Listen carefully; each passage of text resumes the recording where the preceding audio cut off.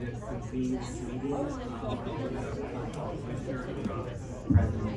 Commissioner Funtes, absent. Commissioner Funtes. Present. Commissioner Lewis is absent. Commissioner Mack. Present. Commissioner Mesa is present. Commissioner Murray. Present. Commissioner Sanchez is absent. We will be reading a statement later, but commissioners know, and many members of the public, Commissioner Schlager has resigned. Commissioner Stein Take is a job absent. with the council president. Commissioner Thomas. Present. Commissioner Yap is absent. Commissioner is Levin. Present. Levine, sorry. Levine. And let's give a round of applause for a new commissioner, please. Commissioner Levine, before we move forward, I would just like to welcome you to the commission and give you the opportunity to introduce yourself. Thank you, Chair Meza. Pleasure to be here, Jason Levine. I'm a lifelong Angelino, and it is really a pleasure to have the opportunity to serve alongside the commissioners here. Deeply appreciative of the work that is already underway, and looking forward to getting to work. Thank you, and we are happy to have you. I will now hand it over to the Executive Director to administer public comment. Ooh, let's see. Okay, fantastic. Good afternoon, everyone, and to the public. I've got a list of folks who've signed up for public comment. Today we have let's see, it's 2 minutes total for all the items, plus 1 minute of public comment, so you have an option of up to a maximum of 3 minutes. So I'll call 3 people at a time to come and speak. Please let me know when you come up to the lectern how long you'd like, and I will time you. I'll also give you a 30-second warning for you to wrap up. So that is how we will roll with public comment. So here we go. Okay, I've got Kathy, Shada, and Dr. Kintis Jet. 1, 2, 3, please come up. This door might be a little wacky. I can't remember if you pull or push. There you go.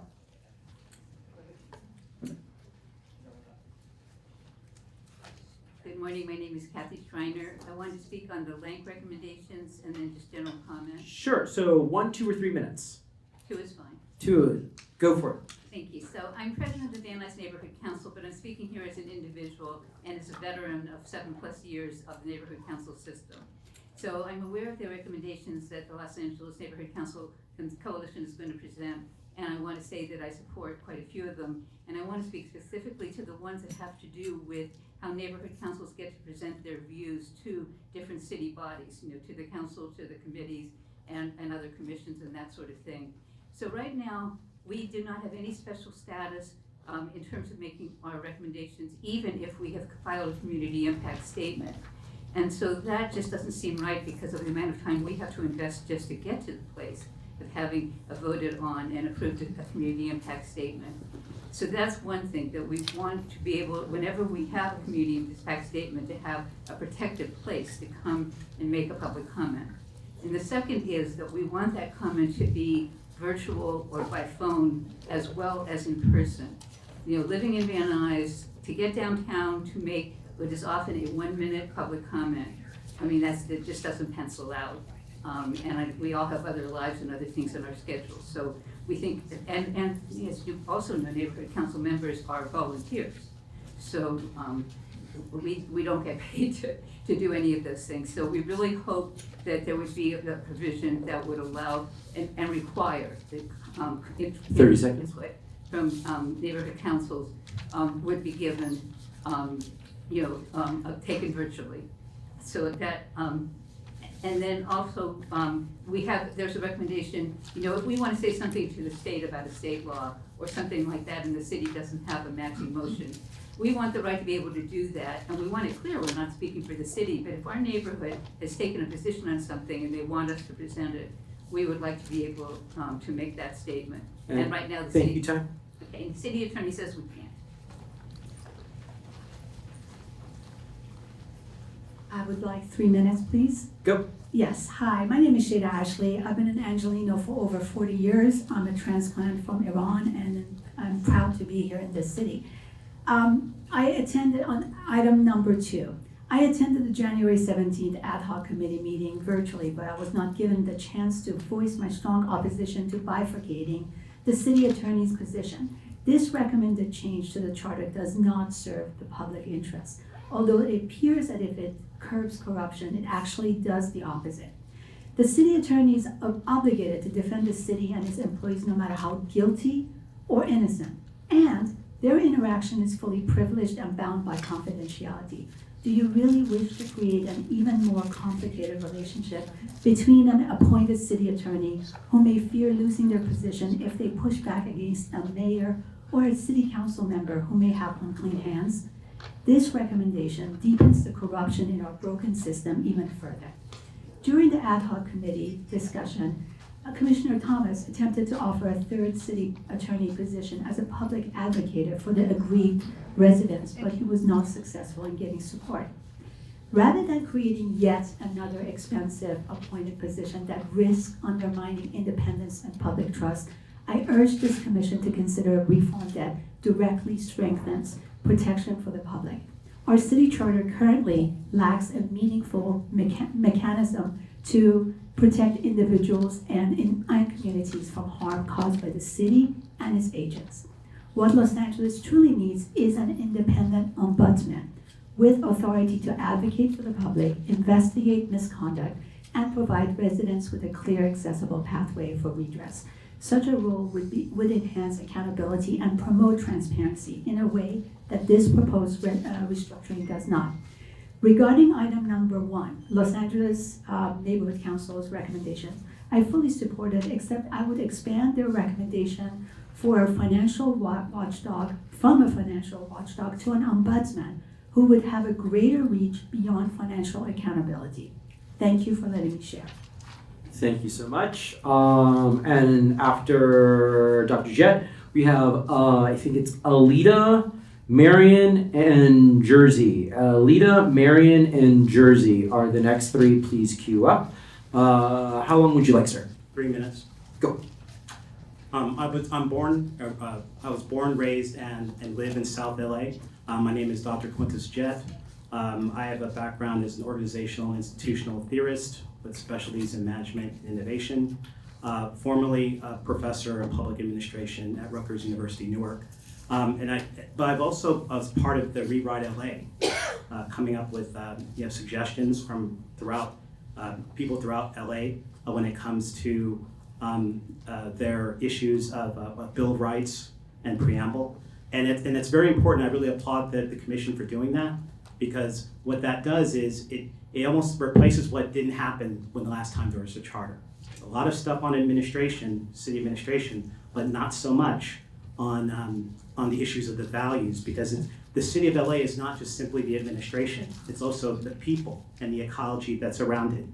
And so I'd like to maybe close with like one of the things that we have from that came up in a workshop that I worked at, and that is, and I hope it's something that we can all think about with this charter reform, and that is that the city of Los Angeles is a family and a multitude of distinct neighborhoods, and that in a city of this great scale and diversity, effective governance depends on being informed by conditions experienced closest to the people. So that means almost like having as a value neighborhood level governance and civic participation, so that local voices across communities are meaningfully heard and support a more responsive and adaptive public life. And so what that basically means that I'm a president of West Adams Neighborhood Council, and too often neighborhood participation is viewed almost as a concession that's given to us. Neighborhood participation is essential as feedback to the city government in order to have it to be more trustworthy and responsive and effective. Thank you. Thank you so much. Alita.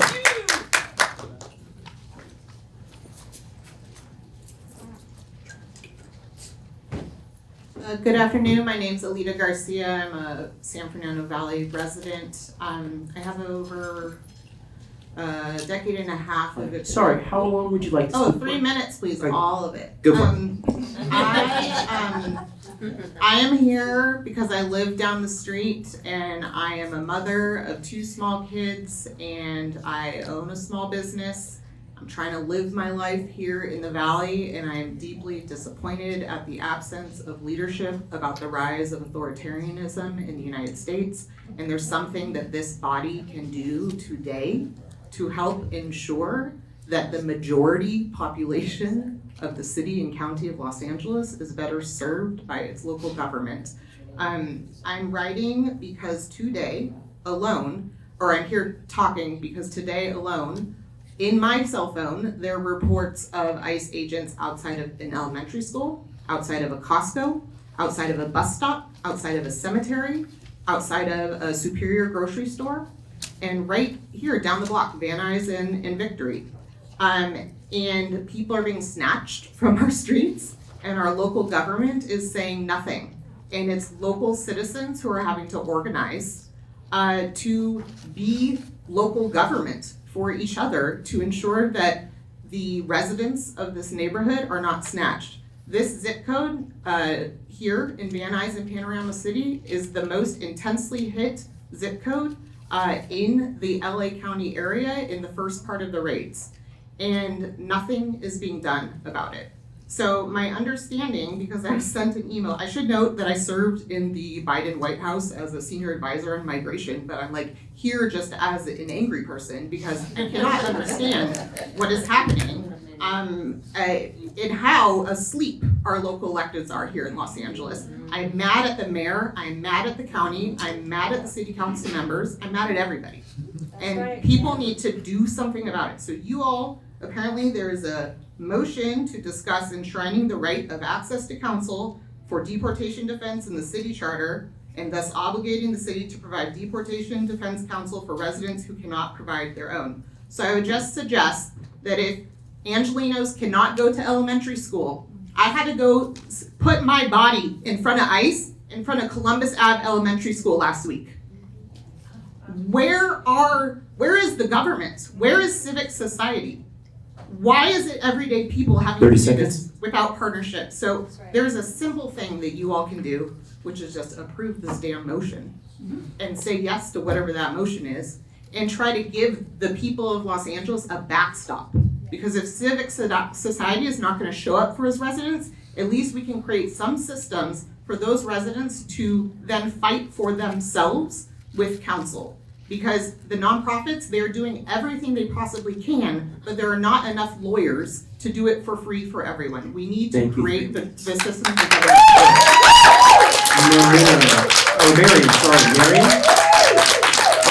Marion Gordon? How long would you like, Marion? 3 minutes, please. Go. My name is Marion Gordon. I'm an 81-year-old Jewish anti-Zionist woman and member of DSA. I fought injustice ever since I was what we used to call in junior high school. What is happening in this country today is the worst I have ever lived through. My own daughter-in-law is afraid to go out of her house, let alone get a job, just because she is an immigrant. Fascism has started in this country and has to be fought at every level. There is no wrong place to stand and defend those who are being attacked. The attacks that were said to be to get criminals and drug dealers were all along intended to increase racism and scapegoating of immigrants, Black and brown people, and their allies. Scapegoating has always been a tool of fascists and other tyrants and murderers. I can't say it any better than Martin Niemöller said in a poem called First They Came, it's part of my 3 minutes. First they came for the communists. He was a German in the 1930s and 40s. First they came for the communists, and I did not speak out because I was not a communist. Then they came for the socialists, and I did not speak out because I was not a socialist. Then they came for the trade unionists, and I did not speak out because I was not a trade unionist. Then they came for the Jews, and I did not speak out because I was not a Jew. Then they came for me, and there was no one left to speak out for me. We must all speak out against those attacking our immigrant neighbors. This is a local issue, a state issue, a federal issue. It is a human issue. Will you speak out in your loudest voice for immigrants? You have more power than most of us. 30 seconds. Please use it to enshrine the right to legal counsel into the city charter and law. Thank you. Thank you so much. Jersey is next. After Jersey is Stacy, Conrad, and Danielle. Stacy, Conrad, and Danielle, please queue up. How long would you like, sir? It's what, 2 minutes for the items and 1 minute for. Total of 3. Yeah, that's your option. Yeah, sure, I'll take that. Okay. I believe one of the items is for the legal protection for immigrants. I'm not a fan of deportations, honestly. There's so much space in the country and even in the city, believe it or not. There's vacant buildings everywhere, so obviously there's space for people. And we're getting, pulling people out of homes and out of schools just to please people for political reasons.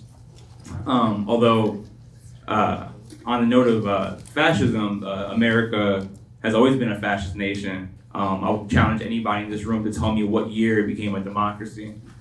And it was fascist under Trump, under Obama, under Biden, under Clinton, under Bush, going all the way back to the former Governor Reagan. Obviously, president as well.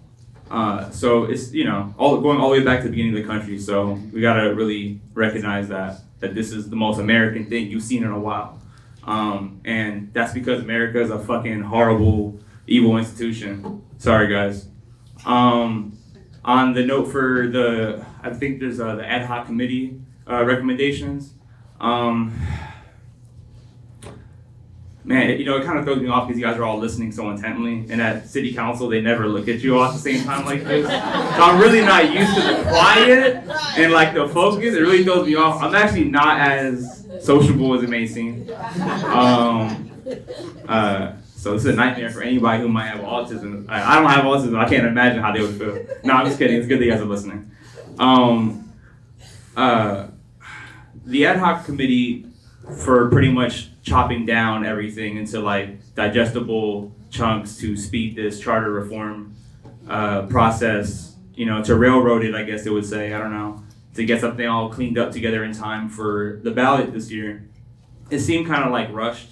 Imelda today or yesterday said something like, we haven't really asked the departments directly like what their recommendations were, and a council member was saying that, so they really weren't even, some of the council members maybe weren't as involved in the process as maybe they should have been. I don't know if that says that or if it just speaks more to the fact. 30 seconds. Is this for the items or for the whole thing? Whole thing. Oh, I'm also here to advocate for the First and Second Amendments. They're always complaining about we don't have enough officers. We need to allow all these old ladies to carry their little grandma guns in their purse on the train. To be honest, people would start getting robbed as often if it was more likely the person you're about to rob, even if they're a little old lady, could just pow defend themselves. And something to think about, if they're gonna get American with the fascism, you gotta get American with the liberties. And thank you. 3 minutes. Stacy. Then Stacy, Conrad, Danielle. Okay, Stacy, how long would you like, Stacy? Thank you. I'll take 3 minutes. Go. I have to let Commissioner Thomas know that your flash is on. I don't know if you mean for it to be. Okay, I appreciate that you're recording it. I just wasn't sure if you wanted your flash on.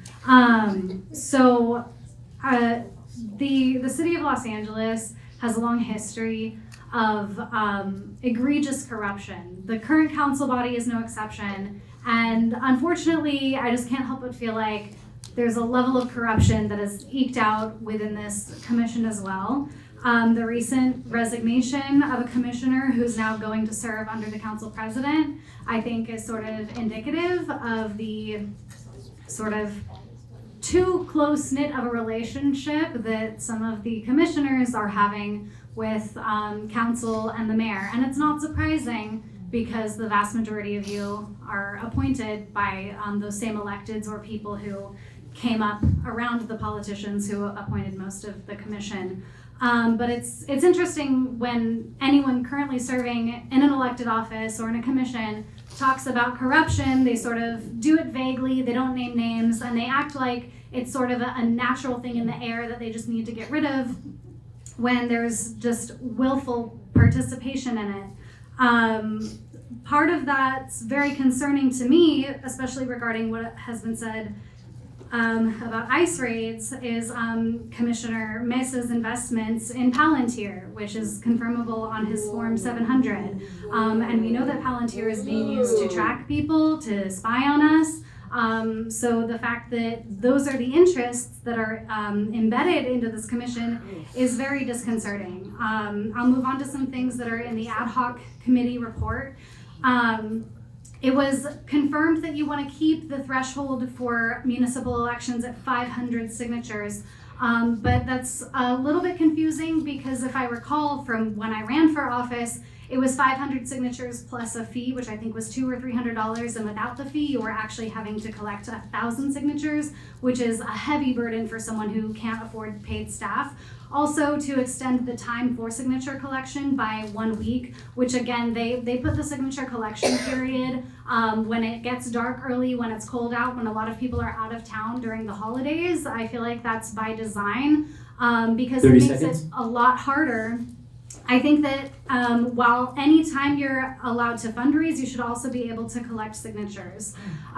We can't consider expanding the council without also considering lowering their salaries. The charter currently ties their salaries to Superior Court judges. It should be tied to like the highest paid teacher in the LAUSD school system, or like no more than double the median income, or no more than triple the most common or lowest wage of a city worker.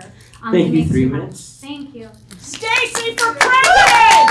All right! Conrad. Conrad, hold on quick. Let's make a deal. I'll do it in a minute if you try and pay attention. Apparently you've been doing a good job up today. Thank you. Okay, so Conrad Starr speaking for myself. I'm a member of the Greater Wilshire Neighborhood Council, and I want to speak on the LANCC report, recommendations, which I'm in full support of, and particularly about the budget. They have included in there a mechanism for someone to actually advocate for the neighborhood council annual budgets. Now, the Department of Neighborhood Empowerment told you in their presentation some time ago that NCs get $25,000 a year. There was no asterisk saying this was actually the emergency additional reduction following numerous reductions over the years. You've heard by now that we started with $50,000. When I started 8 years ago, 10 years ago, it was $42,000. Pandemic, they cut another 10. They said we could roll over.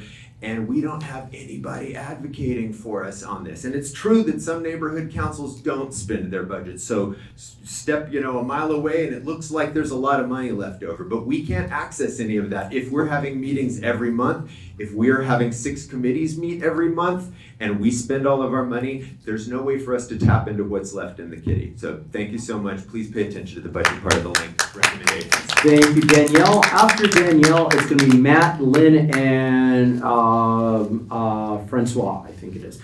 So please queue up. Danielle, how long would you like? 3 minutes, please. Go. Hi, I'm Danielle Williams. I'm a resident of Council District 5, and I'm a co-leader of LA Ford Institute's Immigrant Justice Working Group.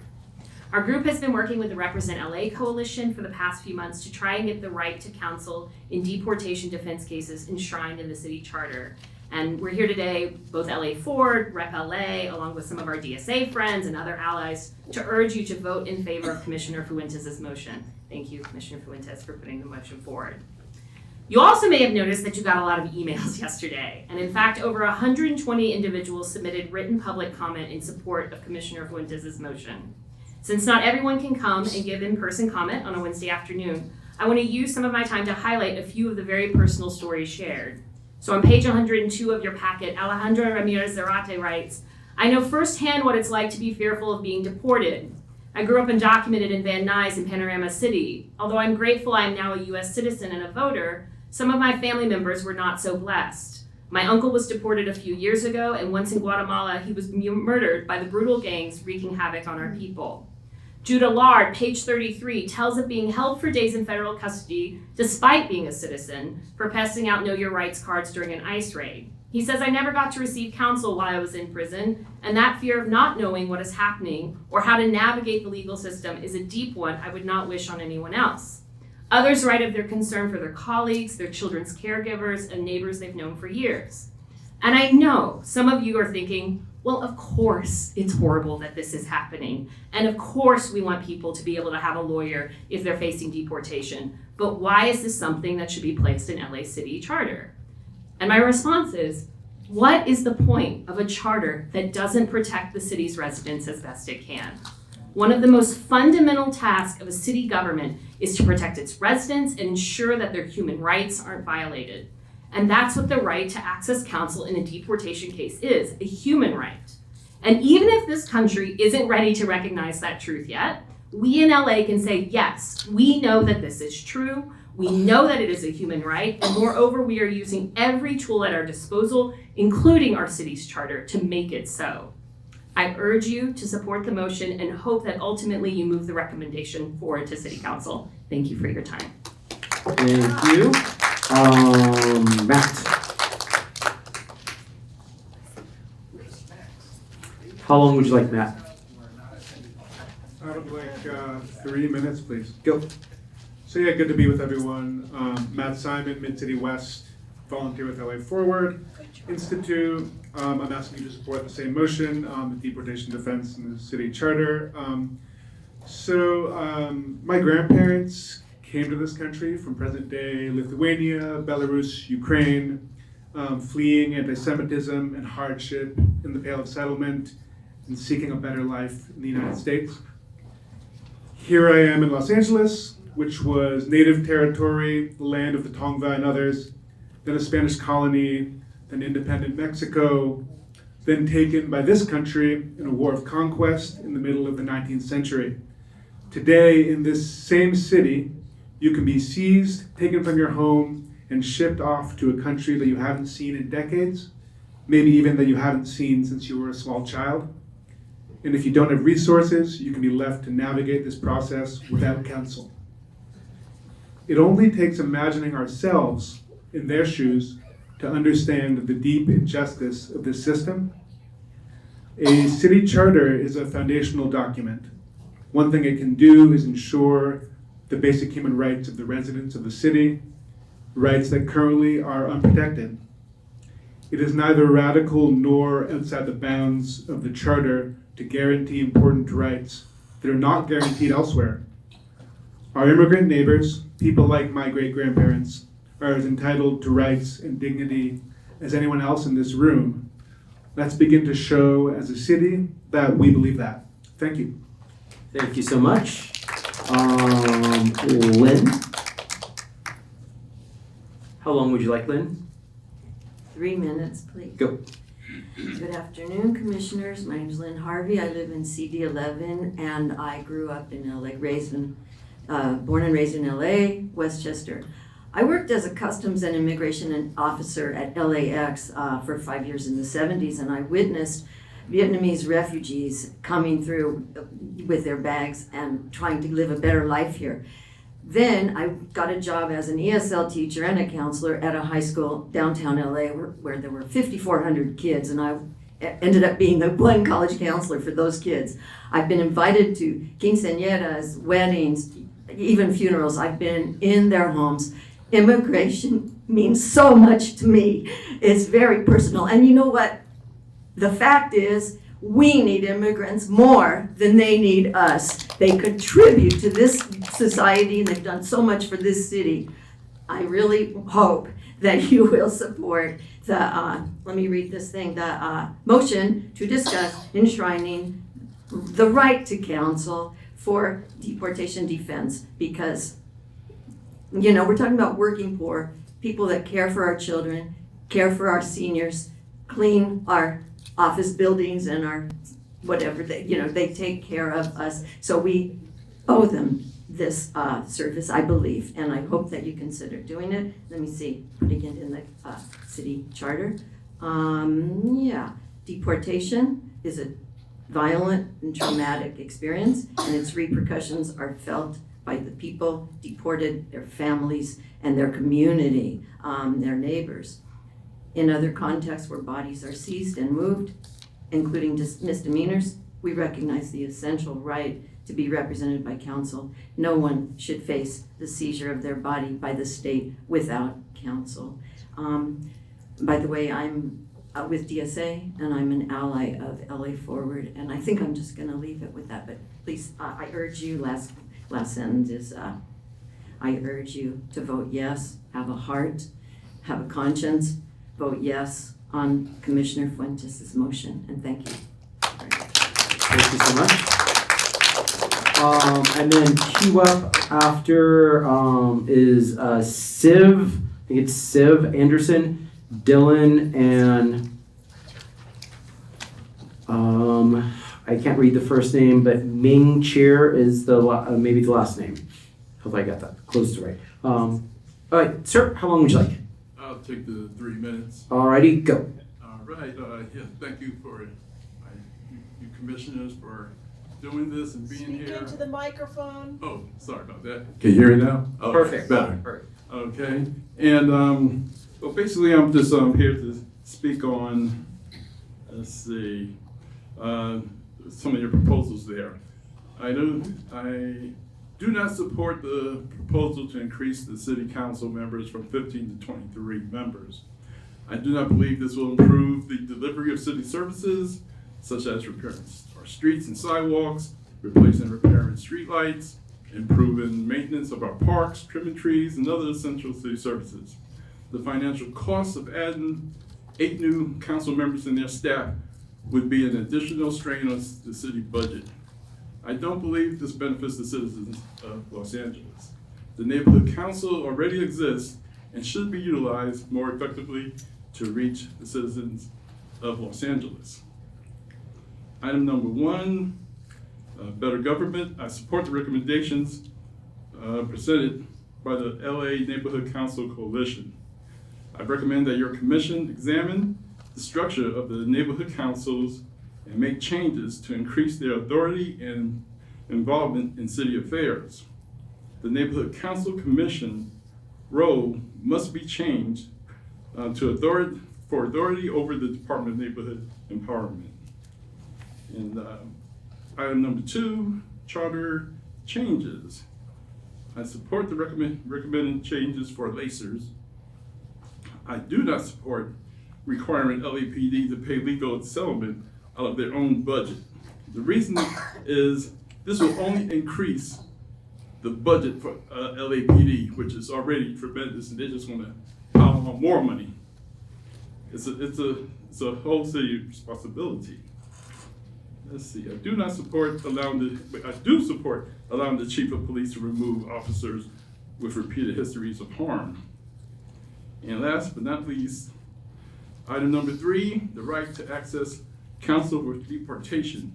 Who would have thought that we would be in the situation we are in today regarding the deportation and the rounding up of undocumented individuals?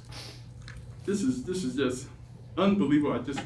We went through the civil rights and everything, and I just can't believe that this is happening. So I do support this recommendation, and we should definitely make sure the city attorney's office has the budget and grants and work with nonprofits to make sure that we help our citizens. Even though they're not citizens, they're undocumented, they are, members of the city because they're residents. Thank you. Thank you so much. Civ. Hey. How long would you like? 3 minutes, please. Go. My name is Steve Anderson. I live in Sherman Oaks, and for work, I teach music to disabled people. Since June of 2025, my Latina students have been afraid to come to classes, for many, the only place they regularly go outside of their homes. Because of this, and because I am the child of an immigrant myself, I'm doing everything in my power to defend my community from ICE, from walking through commercial areas and sharing Know Your Rights information with workers, where I hear about the economic hardships caused by ICE escalation, to patrolling Home Depot parking lots with other ordinary but hardworking people of conscience. When I do these things, I think to myself, I wish I had more power. If I did, I would find a way to use it to push back against the rise of fascism, but instead I have to go one person at a time. You have that power, and yet in 2025, when our need was greatest, the city of Los Angeles slashed the Represent LA budget, a lifeline, considering represented immigrants in detention were 4 times more likely to be released than unrepresented ones. 1/3 of Angelenos are immigrants, and we have seen how ICE treats immigrants. Just this morning, immigration agents opened fire in Compton during an ICE raid, and as we speak, right now, the Valley is being attacked by ICE in cluster raids, snatch and grabs. I strongly urge you to stand with the people and enshrine the right to counsel in deportation defense. History will remember who chooses to act and who chooses to turn a blind eye. Stand with the people. Thank you. Thank you. Dylan?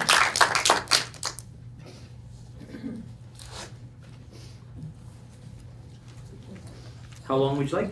1 minute, please. Go. My name is Dylan. I have family and friends that live all throughout the city of Los Angeles, live and work.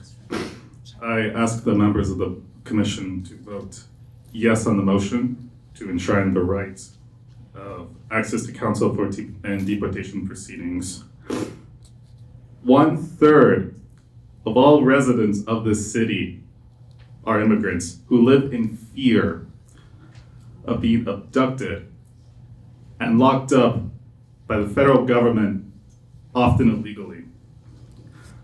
Store owners, students, construction workers, people who build and run this city. And this city has an obligation to protect its residents, to protect its economy. And so I ask the members of this commission to do their civic duty and to vote yes on this motion to pass forward. Thank you. Thank you. All right, next. And how long would you like? For 2 minutes. All right, and next, queue up Maximiliano, Jeffrey, and Tess. Maximiliano, Jeffrey, and Tess. 2 minutes, go.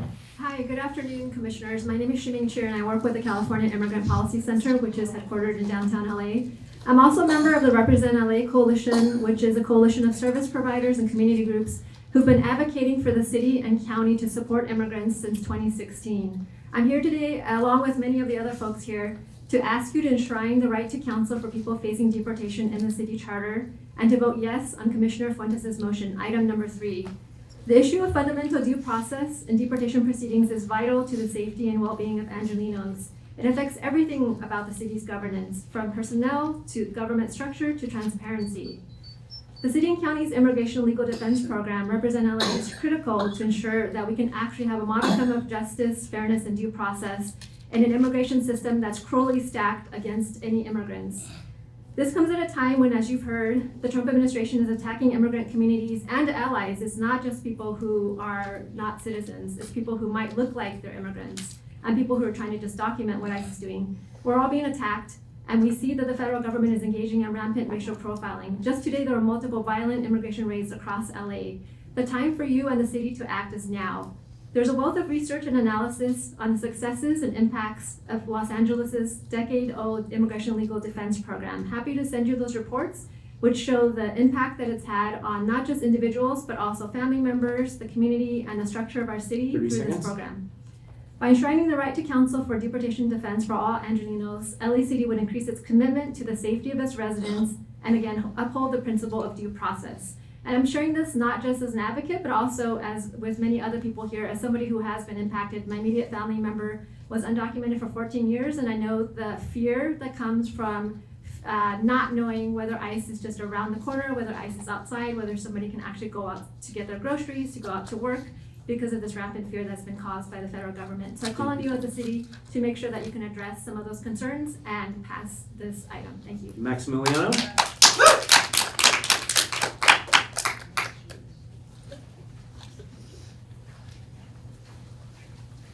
Hello, I would like 3 minutes, please. Go. Good afternoon, commissioners and all here. I'm speaking today to voice support for Commissioner Funtes' motion to discuss enshrining the right of access to counsel for deportation defense into the city charter. I am the proud son of immigrants and a lifelong resident of the San Fernando Valley, home to a large and diverse immigrant community, a trait which is reflective of Los Angeles City as a whole. Immigrants are all around us. They are our family, our friends, our coworkers, our neighbors, and our loved ones. They are the roots of the city that build it, run it, and make it flourish. Roots that run deep.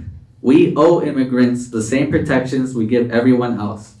The effects of deportations and the limiting grip of them creates a heavy burden for immigrants and their children.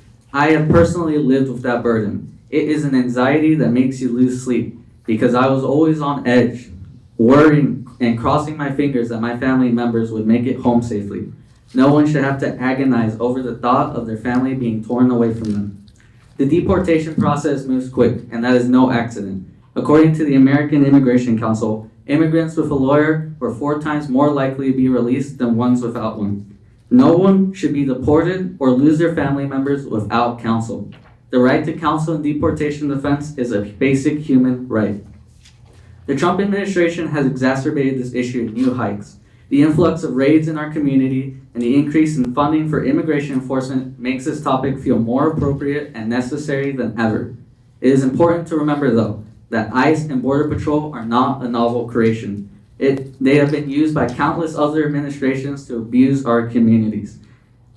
For this reason, it is paramount that we use all the tools available, including the city's charter, to protect our community, our people. Los Angeles should be at the forefront of protecting immigrant rights. By enshrining this into the charter, Los Angeles can be the leading example for other cities. As we get ready to invite the world to visit our beautiful city, we should be ready to celebrate all of the cultures that are found in every street and every corner of Los Angeles. We should be ready to show the world a true LA, and that is one proudly populated with immigrants from all around the globe. The same immigrants who deserve the right to counsel in deportation defense. Thank you. Thank you so much. Jeffrey.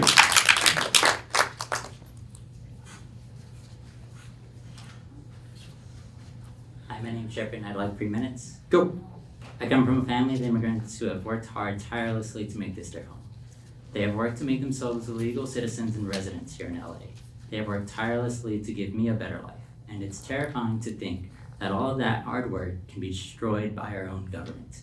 I know so many people, and I've heard so many stories of people who are terrified to leave their homes in fear of being stopped by ICE, especially considering that time and time again we have seen ICE act violently and illegally. It is astounding that the people they have been brutalizing have such little legal ground to protect themselves. We desperately need to enshrine the right to counsel.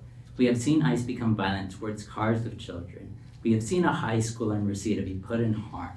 Keith Porter was shot in Northridge, and even if you take issue with the circumstances, it should have never been escalated to murder. We have immigrants who can get detained after a court meeting from the second they step out of the courtroom. ICE waits outside of hospital rooms just to kidnap people. Tim Waltz is telling people to film ICE because of the brutality in Minneapolis. And is that really all we can do? Pass out red cards and let people know their basic rights? Is the only thing we can trust in is community? Is the only thing we can trust the government for is to sit around like ducks and offer platitudes? We need to push for better protections in regard to what LA can do. Just today, we've seen violent raids throughout the valley. Enshrining the right to counsel and deportation defense is a basic human right. Many of our fellow LA people, our fellow immigrant community members who have been in our city for decades in many instances, according to USC's Equity Research Institute, over 60% of immigrant populations are now 45 and older. Many of them own homes, run small businesses, are our neighbors, our friends, and loved ones. The seeds they have planted in our community have made Los Angeles one of the most sought-after cities in the world. This year, LA is hosting the 2026 World Cup, and in 2028, the Olympics and Paralympics, deporting our fellow Angelinos is putting out the roots that have helped grow and shape our city into what it is today. Voting yes on Commissioner Fuentes' motion is a yes to showing up to our fellow Angelinos. Thank you so much. Tess is next. Tess.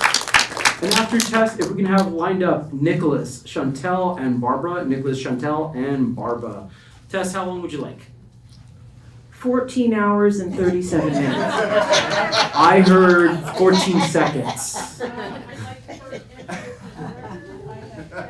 Sure, she'll pass it off for us.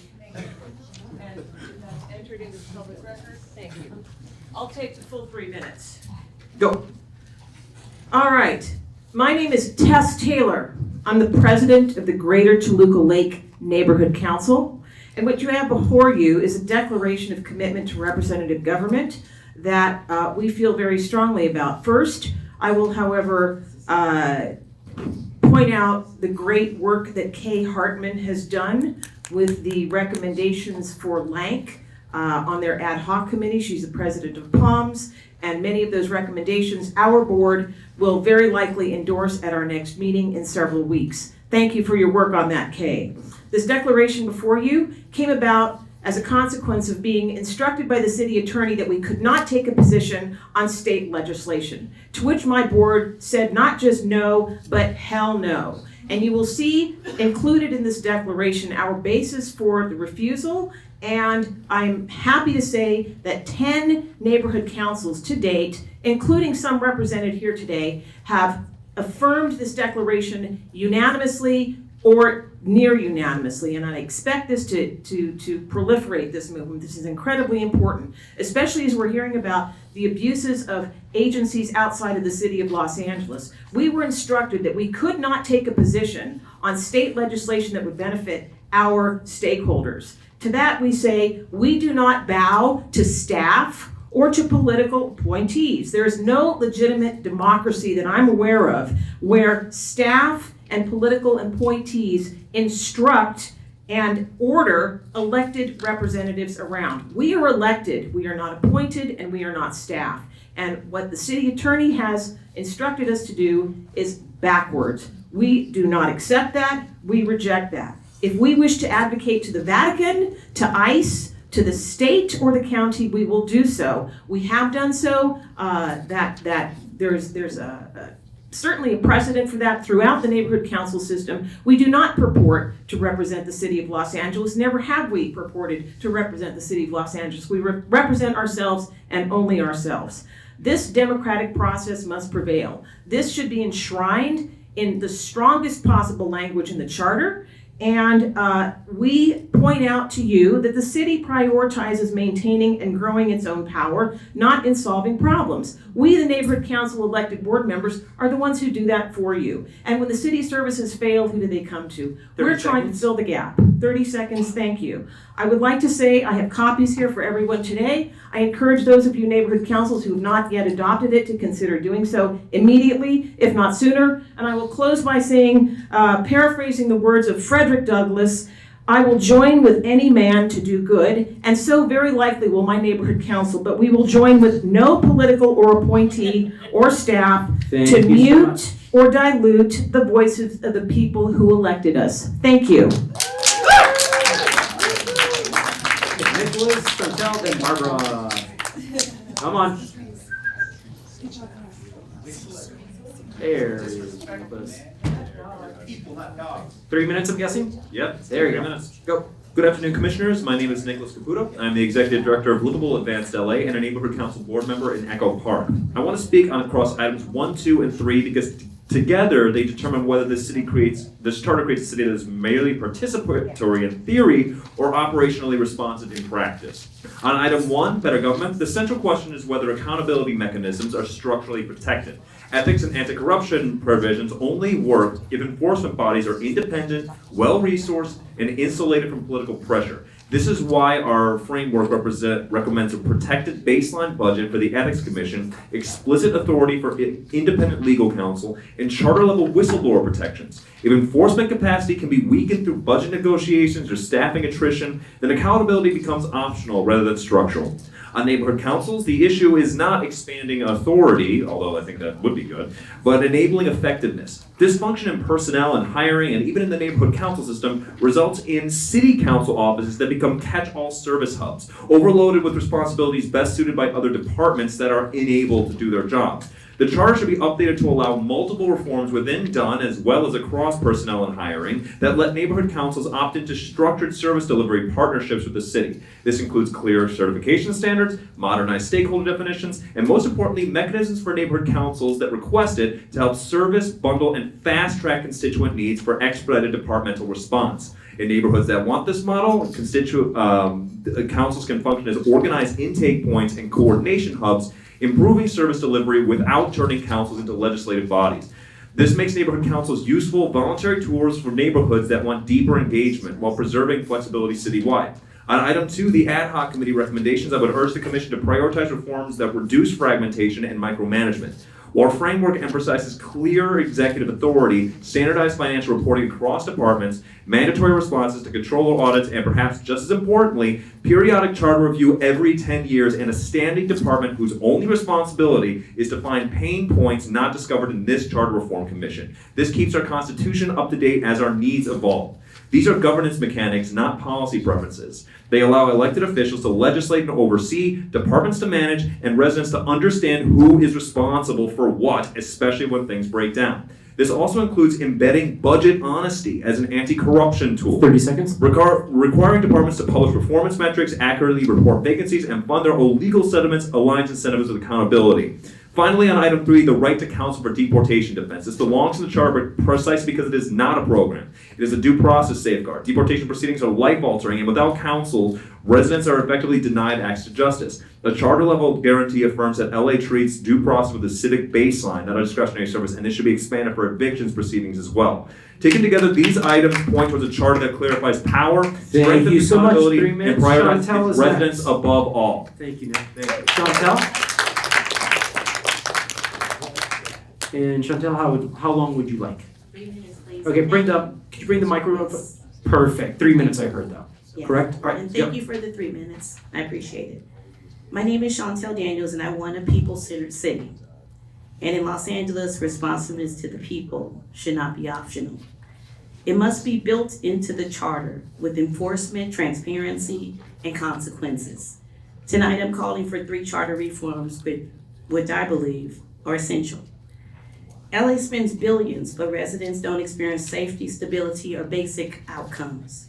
The charter must require public results scorecards tied to real outcomes like street safety, sanitation, response times, housing stability, and tenant enforcement. And when targets are missed, there must be consequences. Require a public corrective action plan, hearings, and independent audit oversight. Public funds must serve public needs, not political convenience. A tenant protection system with enforcement power is number 2. Tenants are being harassed, intimidated, and pushed out with weak enforcement and often ICE interference with no rapid response.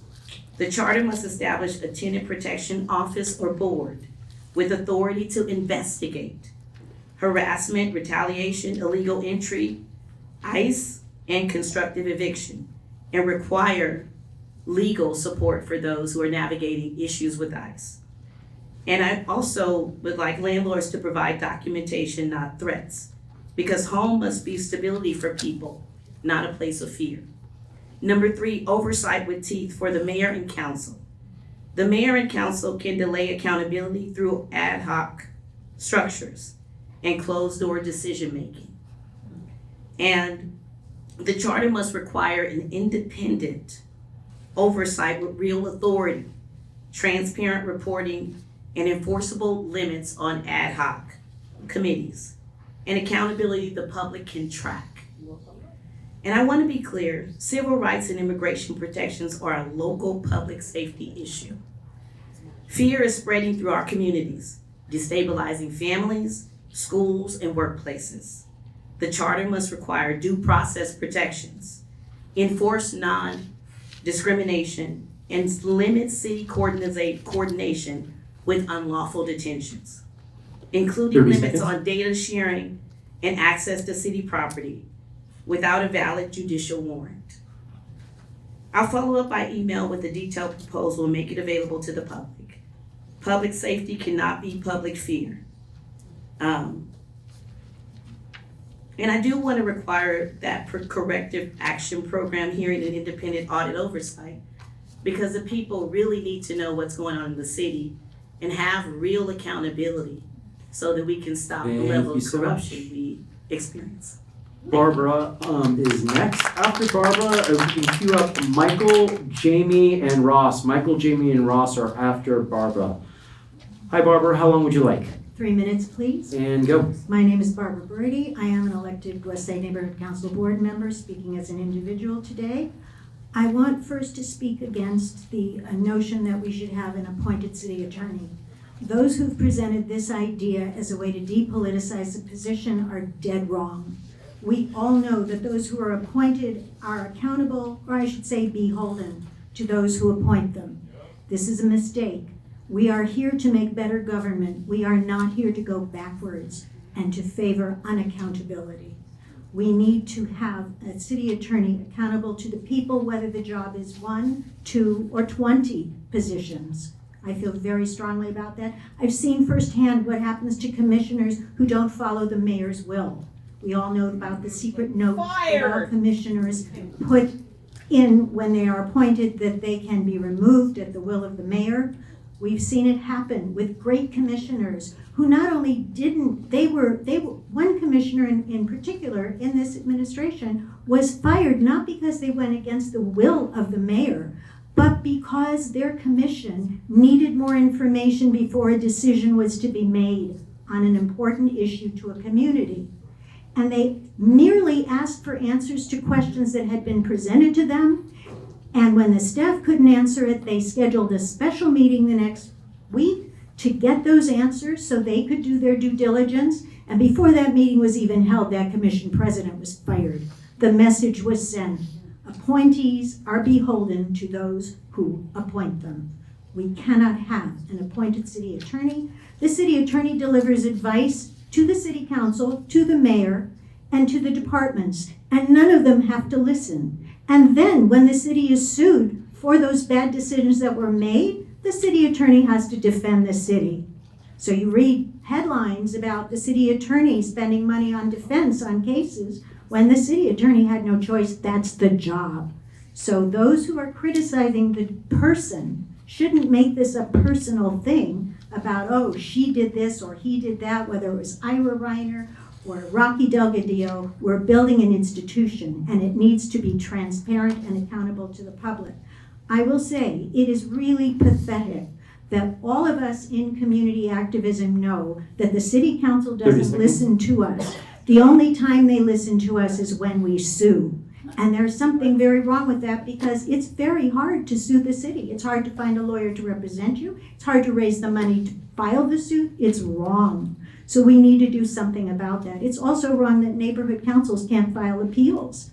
We have a point of view. We represent our stakeholders. We can't do that. A few other things. I think too many city council members are being proposed. It's the Thank you. culture That's 3 that minutes. needs to be changed. I'll send in the rest of my time. Thank you so much, Barbara. Michael, 3 minutes. Great, thanks. I'm here to, of course, talk about council expansion and ranked choice voting. And I want to highlight a couple of the compare and contrast details and benefits of ranked choice voting for your report to go to the council. When it seems like a lot of you are in favor of a certain number of more seats, single seat districts. So when you bring that to the council and you compare and contrast the current system with electing those same number of seats by ranked choice voting, a few things that you want to get out there. One, the general election only with ranked choice voting has higher turnout, more representative. Primary elections are lower turnout, less representative of people in LA. Number two, the city will save money by having just a single ranked choice voting general election than having runoffs and general elections. So with all the talk about costs, there'll be substantial savings, and we've given you some documents about how much that savings could be. Then the public matching funds get spread wider because instead of having to apply to 2 elections, you having just to apply it to a single election. And the issue about runoffs itself, since the city in 2020 started going to public matching funds with a 6-to-1 ratio and moving elections to even numbered years, the percentage of runoffs has increased. So the significance of going to ranked choice voting for the general election would apply to even more elections than it has traditionally in the past. And if you increase the size of the council and have a bunch of new districts, it's likely that most of those new districts will have a lot of candidates also have the need to run off, costing the city a lot more money. Also, of course, candidates, if they only run in November compared to a spring election and November, saves money. So that's one set of compare and contrast, and we've given you a lot of documentation on that, and we'll continue to do so. The other thing is, think about when you do an environmental impact report.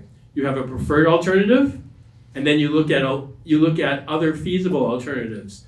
And even if the council is highly unlikely to adopt multi-seat districts elected by proportional ranked choice voting, it would make a lot of sense if your report to the council, while having your preferred alternative, looks at a couple others and gives the council those tools. And again, as I have argued throughout this process, you're here because of the Fed tapes. The Fed tapes were a fight over single seat, limited representation. With all the diversity we have in LA, doesn't matter how you draw the districts, it's still a zero-sum game. And multi-seat council districts elected by proportional representation gives more people a seat at the table and Thank you so eliminates much. those fights. Thank you. Jamie's up next.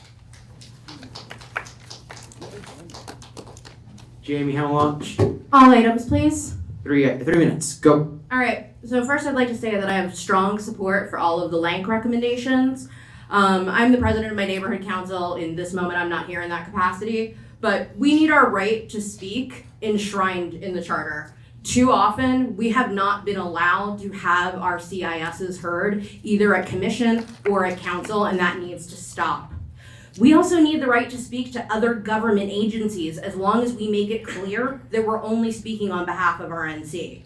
And I want to echo everything that Conrad said about the budget situation. The present trajectory for neighborhood councils is not sustainable if you want them to continue to exist. I want to also say that I strongly support the right to counsel to be enshrined in the charter. And, all day long today, all this morning, my phone has been blowing up with reports of ICE in my neighborhood. And it's just so scary when your neighbors disappear, when you hear about violence. My neighborhood council has spent thousands of our already extremely limited budget to canvass every single business in our neighborhood with Know Your Rights info in more than 10 languages. But it's not enough, but it's what we can do. And I think that's why it troubles me so greatly that the chair has substantial investments in Palantir. I can't help thinking about how all this chaos and pain is good for your pocket. You know the stock price has doubled in the last year?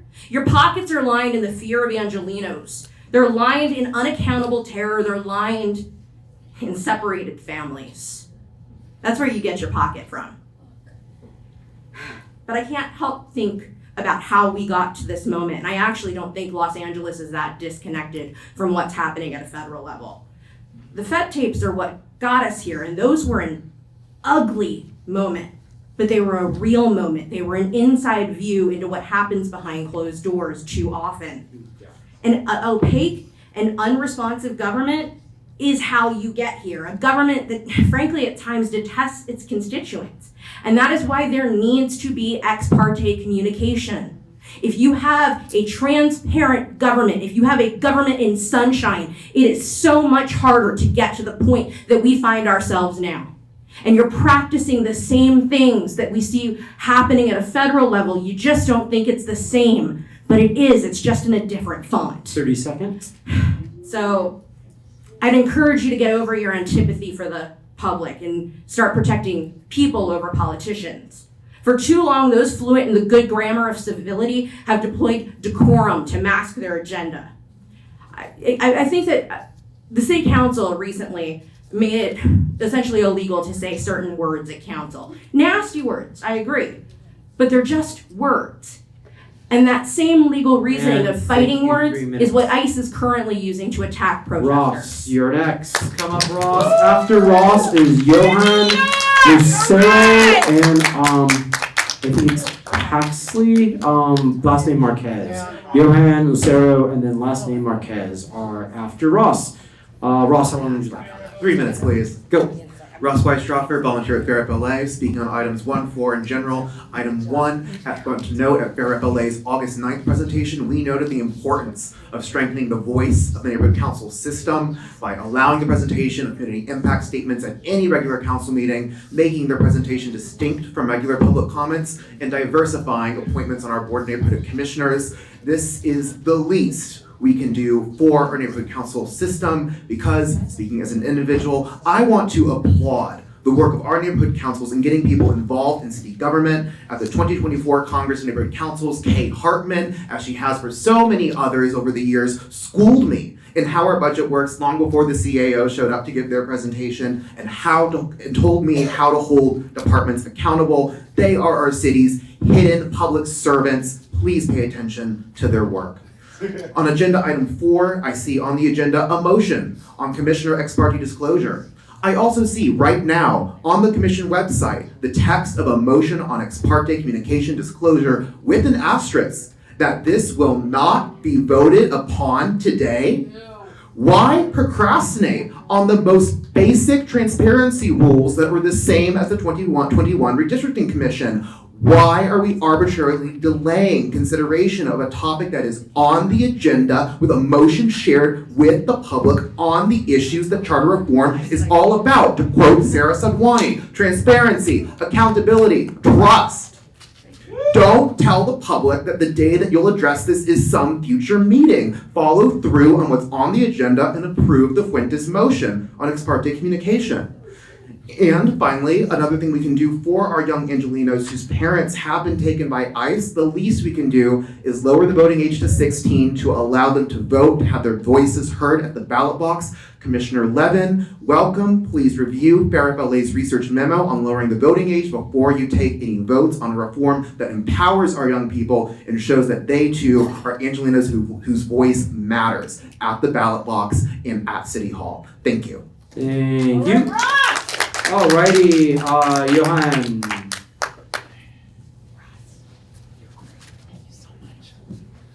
How long? 3 minutes is fine, please. Go. Good evening, everyone. My name is Johan Espinoza. I've been coming to the committee meetings and full commission meetings for a couple months now. So what I brought here with me is actually the printouts of the slide decks and memos that we provided to the Government Structure Committee meeting. I know they were there when we presented to them, but I'm aware that not all commissioners were present. So I'm gonna give this to pass it out. I'm old school. I like reading off the paper. So if there's any extras, I'll take them with me and give it to the commissioners that aren't present. Also, I'd like to point out that I was there on the ad hoc committee meeting on Saturday, and there was a motion to support proportional ranked choice voting with the vote of 4-2, and I don't see it on the staff report, so hoping it could be amended because I know that was a motion on there. Looking at you, Justin, respectfully. Since you're the staff person. And then lastly, I also want to share, a person mentioned today that the ICE was around Columbus Elementary. And it's crazy because it brought me back to my childhood because that was the elementary school I attended, and I grew up with a mixed status household. And I remember being, afraid of both law enforcement and ICE, DHS because of the fear of my mom getting deported. So I can only imagine what the kids currently are feeling. So supportive of Commissioner Funtes' motion to get legal defense funds for deportation, given that kind of brought back a little bit of anxiety and fear that I haven't experienced in a long time.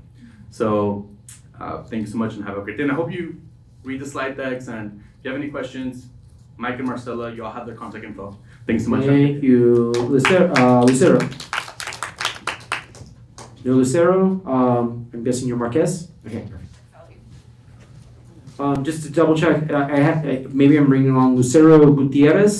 Is there a Gutierrez last name out there? No? She had to leave. Oh, that's right. Perfect. All right, thank you. Go ahead. How long would you like? 3 minutes. Go. Good afternoon, Commissioners. My name is Paxali Marquez, and I'm the other co-leader of the LA Ford Institute Immigrant Justice Working Group. I'm here in support to enshrine the right to counsel and deportation defense in the Los Angeles City Charter. I ask that all of you vote yes on the motion put forth by Commissioner Funtes.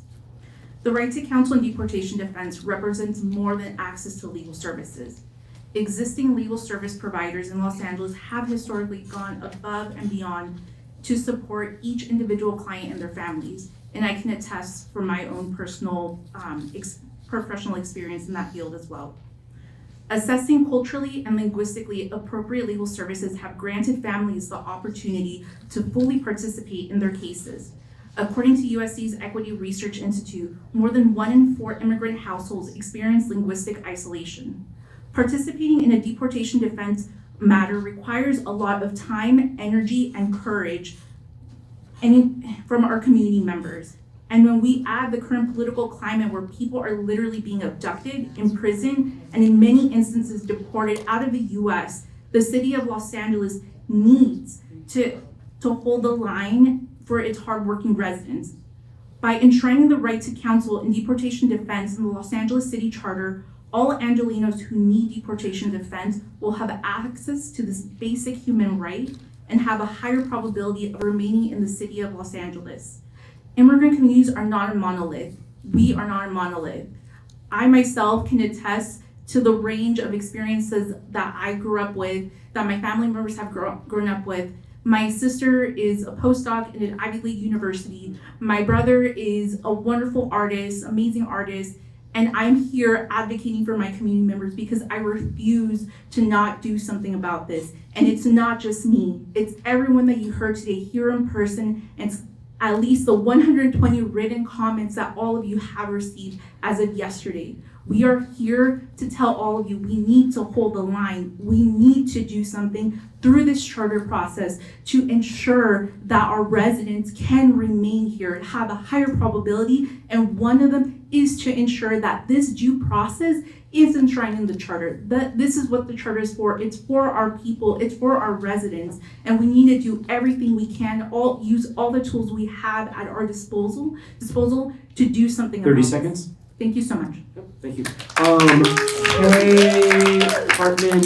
And then I do have people who signed up on the email list. Not sure if you were signing up for public comment, but if you did, it's Desanka, Joanne, Brenda, and Joan are the last set after K. And then I'll do a final sweep for the room. Kay, will you come? Oh, there you are, Kay. Sorry, I didn't see you.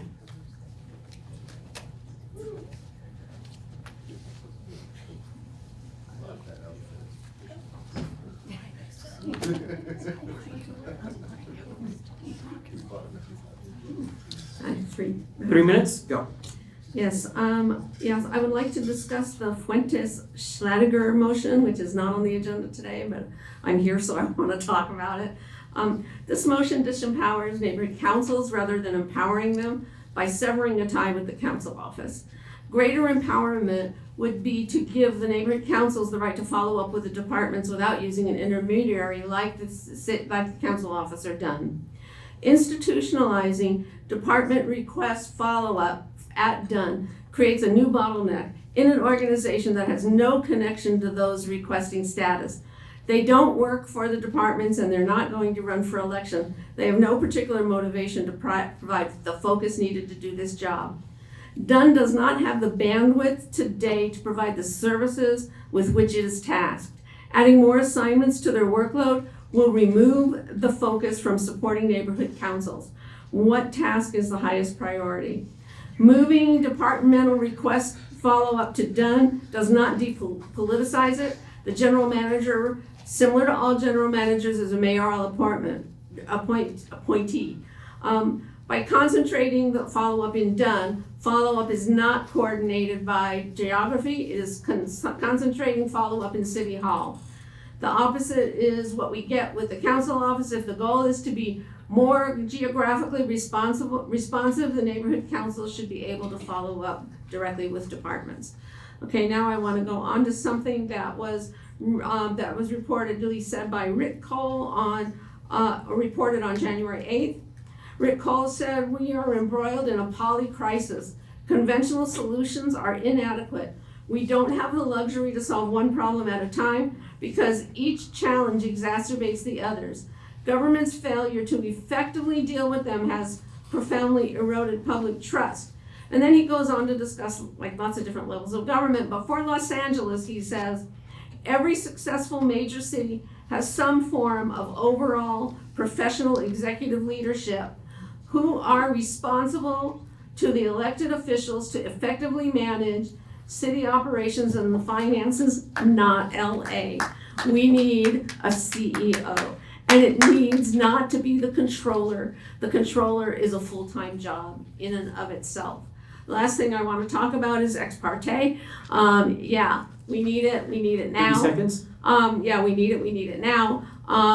We need to know who the commissioners are talking to, which elected officials they're talking to, which elected official staff they're talking to. And if we don't have that, then we don't have an open process with this commission. Thank you. Thank you so much. Sorry, so do we have, did Desanka, Joanne, Brenda, or Joan, did you all want to speak? Joanne? Right, Good afternoon. how long would you like? Good afternoon. My name is Joanne Yvanek-Garb. 3 minutes. And I want to give you the definition of chutzpah. Chutzpah. 4 ICE agents went to a Mexican restaurant in Minneapolis, left, came back, and detained the workers that were there. That is totally unbelievable. Also, commissioners, you think that the charter you're writing is going to be cast in stone? No, we learned a long time ago. I've been on the board of West Hills Neighborhood Council since 2007, and a lot of things that we wanted to do were written out by ordinances. So whenever they want to make a change or they don't like what's happening, they write it out. Our neighborhood council works very, very hard. We have 20 meetings a month if you want to be that active with our neighborhood council. So, and we do cleanups, we do a lot. And now with $25,000, we are hurting because things that we used to do are not going to be done. And these are things that we do instead of the city that alleviates the city from having to do them. The city departments and commissions must further recognize that effective land use governance begins and utilizes ongoing public participation. We have things going on in our neighborhood that they want to build a 5-story building, 270 units, and $1 million residence area. We have nothing to say about that. Our city councilman has nothing to say about that. Charter reform must establish processes for continuous improvement. The city should mandate regular review of engagement tools, oversight structures, and communication systems. Neighborhood councils should have the authority to initiate system reviews, access public communication strategies, and recommendation improvements to city processes. We need this. We need this to go on. We also need to have more than 1 year budgeting going on. I want to say thank you. I hope that you come up with a document that appeases all of us. Thank you. Thank you so much. That concludes the list. Was there anyone who didn't get a chance to sign up? Go ahead and come back up and take a seat on the side so we can do a physical closed list. Yes. Just the three? Perfect, then go ahead, come on up, let me know how much time you'd like. I've got some papers for the commissioners. 3 minutes? Give me just a second, Justin. No problem. Gotta get my notes up. Rob Kwan, I'd like to start on the votes of the ad hoc Karen Bass Committee. I understand Commissioner Andrade's concerns about ranked choice voting and potential ballot fatigue if we dip below requiring 200 signatures to get on the ballot, but we're nowhere close to that if we're looking at Commissioner Stein's suggestion of 400. This is in some ways a necessary change for ranked choice voting. What good does ranked choice voting do for us if there are only 1, 2, maybe 3 candidates on the ballot? That's how it is for 75% of the races where we have, unless we have an open seat. There ain't nobody to rank there. Y'all also shamefully voted down the public advocate, and I do want to just note that they did so in part because of misleading information from the staff and Kenneth Bahia.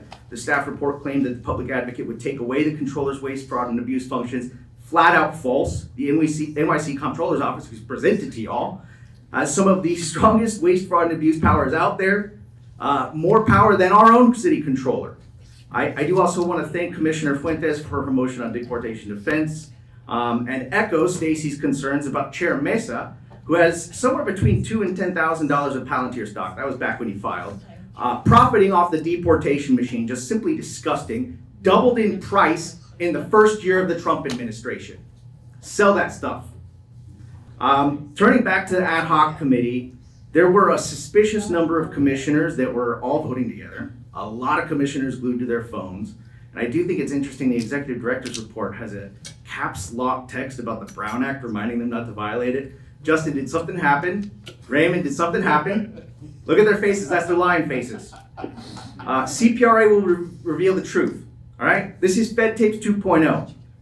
Saturday, I said, Commissioner Thomas, we need to put an end to these games. Tell Justin to put a bylaw amendment on Wednesday's agenda requiring ex parte disclosure. I'm happy to provide you draft language on that motion. I got many seconds. What happened? Raymond stepped out, the chair, did his own thing, made it look like he was going to do something. Where's Raymond's motion? Did you even plan on submitting one? It seems like you didn't. They want to block the only motion we have today to actually bring some transparency to this process. Grote, you know the Brown Act is pretty damn forgiving. What does the Attorney General say to us? A description of each item generally need not exceed 20 words. Although the description must provide sufficient information to provide interested persons with an understanding of the subject matter which will be considered. How many people are here to talk about ex parte communications? Bylaws? Disclosure? What are you doing, man? You have actual bylaw language directly lifted from the city attorney's language provided to the 21 Redistricting Commission. Nuri Martinez led that stuff. Y'all are acting worse than Nuri Martinez, and I don't want to blame all of you. It's him. It's him. Thank you. I don't even know if the city attorney agrees with them. Thank you. Next What did we speaker. see last week? Next speaker. He tried to put an agenda item up for vote that wasn't even on the agenda. Wasn't even the same subject Thank matter you, Rob. jurisdiction. Thank you so much. Yeah. How long would you like? And go. Thank you for coming to Van Nuys City Hall, but there is absolutely no reason you guys couldn't be accepting remote comment today. This is a city hall. I don't know what Commissioner Mesa's motion for ex parte communication is, but the fact that it hasn't been published is disturbing. However, I do fully support the ex parte motion submitted by Commissioner Funtes, and that needs to be voted on today. Her motion to add counsel, to add access to counsel for deportation defense also needs to be moved forward to the charter, as everyone else has so passionately argued. That said, I disagree with some of what the ad hoc committee has decided. Specifically, every commissioner heard that 25 is the minimum number of seats needed to improve what we see, needed for the improvements we want to see. Yet they voted on 23. The full commission needs to have a discussion about increasing the city council size to 25. Another thing that shouldn't have been on was a public advocate, incorrectly influenced by the controller. An elected public advocate is a critical position that we desperately need and shouldn't be pruned just because there's potential overlap with the controller's responsibilities. it would be a non-voting member of city council who can second motions and put motions forward on behalf of the people. And additionally, a public advocate cannot be retaliated against by the city council president. So motions that may not otherwise see the light of day can actually come forward. Everything that has happened since the Fed tapes has shown that we desperately need this kind of position. And I asked the full commission to add it back for consideration. But really, really importantly, everything Rob has said, even after his time has passed, about the ex parte communication, that really needs to happen today. Thank you. Thank you. And our last speaker, Lionel. Come on down. How long would you like? All minutes, please. 3. Go. All right, Lionel Mares, Neighborhood Council Budget Advocate, speaking for myself as an individual. I'd like to echo comments made by my friends out here and the public. Good for them for speaking out their minds, their ideas. This is democracy in action. I do want to see a public advocate's office in the city of Los Angeles. I mean, Los Angeles is the second largest city in the country, so we need to have a public advocate advocating for the people of Los Angeles. Mr. Kwan, Fair Rep LA, everyone else have presented you with research, articles, citations, sources, and I think that there's no excuse not to have a public advocate. Number 2, I do support Ms. Fuentes' motion of protecting immigrants because my family are immigrants from Mexico, so they are scared as well. And for their safety, and I'm concerned about their safety in my community as well. So we need to protect our people. Number 3, I do believe that we need to protect civil servants from political retaliation because civil service needs to be protected from political interference. I think that there are many civil servants out there who want to speak their minds, but can't because they're afraid that their department or their mayor or the city council might retaliate them. So I would like to see more protections enshrined in the charter and the civil service.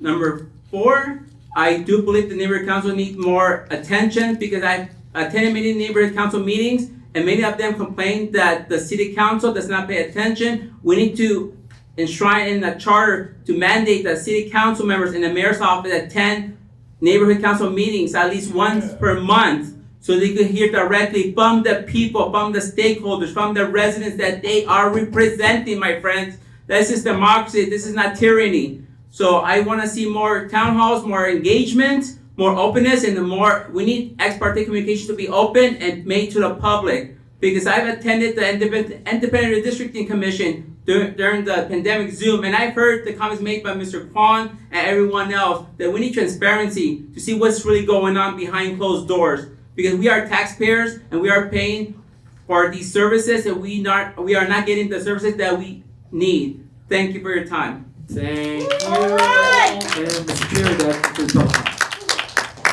We now move on to the next item on our agenda, which is Neighborhood Council Community Impact Statements. I believe we have a few, so I will hand it to the Executive Director. Sure. Yes, folks, we have a couple of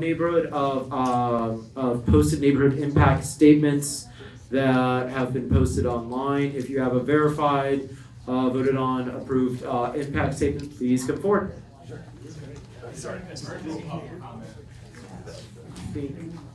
Looks like we have 2.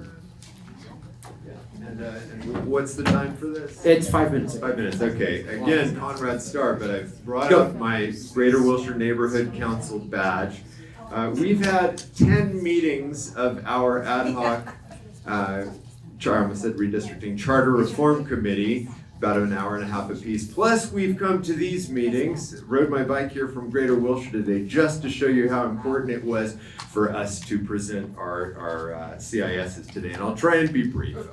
One of them pertains to some of the planning recommendations. I do not know exactly how these line up with what has been forwarded to the ad hoc committee, so please listen to them. There's only 9 recommendations that we wanted you to consider. And then secondly, something about the length. So let me start with the planning recommendations. Greater Wilshire is roughly between Melrose Ave and Olympic Boulevard at the south, and then Western on the east and La Brea on the west. So just south of Hollywood, we represent about 50,000 stakeholders. That doesn't include daytime population, though they are stakeholders too. We have some very low density areas. We have some of the highest density in the U.S. areas that are on our eastern end. So we represent renters and owners and everybody in between. So what we support that was before, that was in the staff report from November regarding planning was first giving ministerial approval to all projects that are in compliance with Recode LA. Second, making city council the ultimate authority over all city-owned land. Third, establishing a high legislative threshold to increase capacity in single-family zoned areas. And I'll just add that this affords protection in the charter to both single-family and historic districts, and we have a number of historic districts in Greater Wilshire.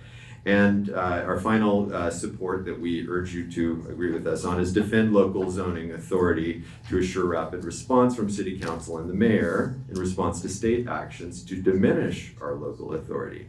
Now, we oppose making the zoning administrator or the director of planning or city planning commission the highest land use appeals body for adjudicatory actions. This would take certain decisions of land use out of city council's hands and leave them to an unelected body, etc. That's actually from your staff report. We strongly oppose eliminating Charter Section 245E.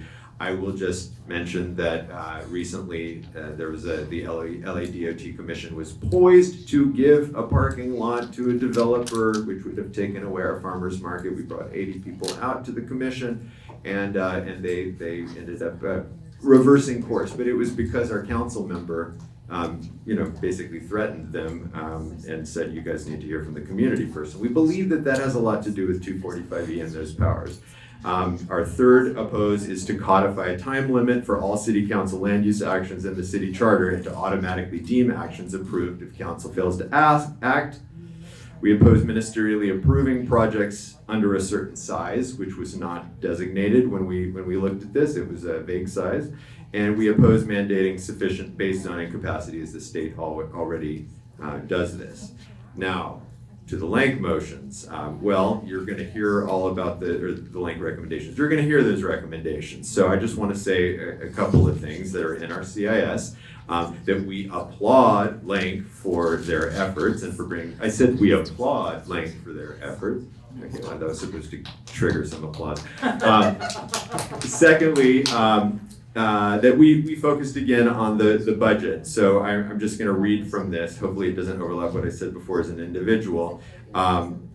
Despite the many CIS statements received from neighborhood councils and the in-person and telephonic statements received from the community, including from members of neighborhood councils, the proposals to address the ever-decreasing neighborhood council budgets have not been included in the staff report recommendations, which were considered by the Better Government Committee throughout its term and in its final meeting on January 8th. So we have faith that the Charter Reforms Ad Hoc Committee and the Charter Reform Commission itself will recognize and rectify this omission. So I want to cede back any additional time and get to the good stuff, the LANCC recommendations. Thank you. Thank you so much.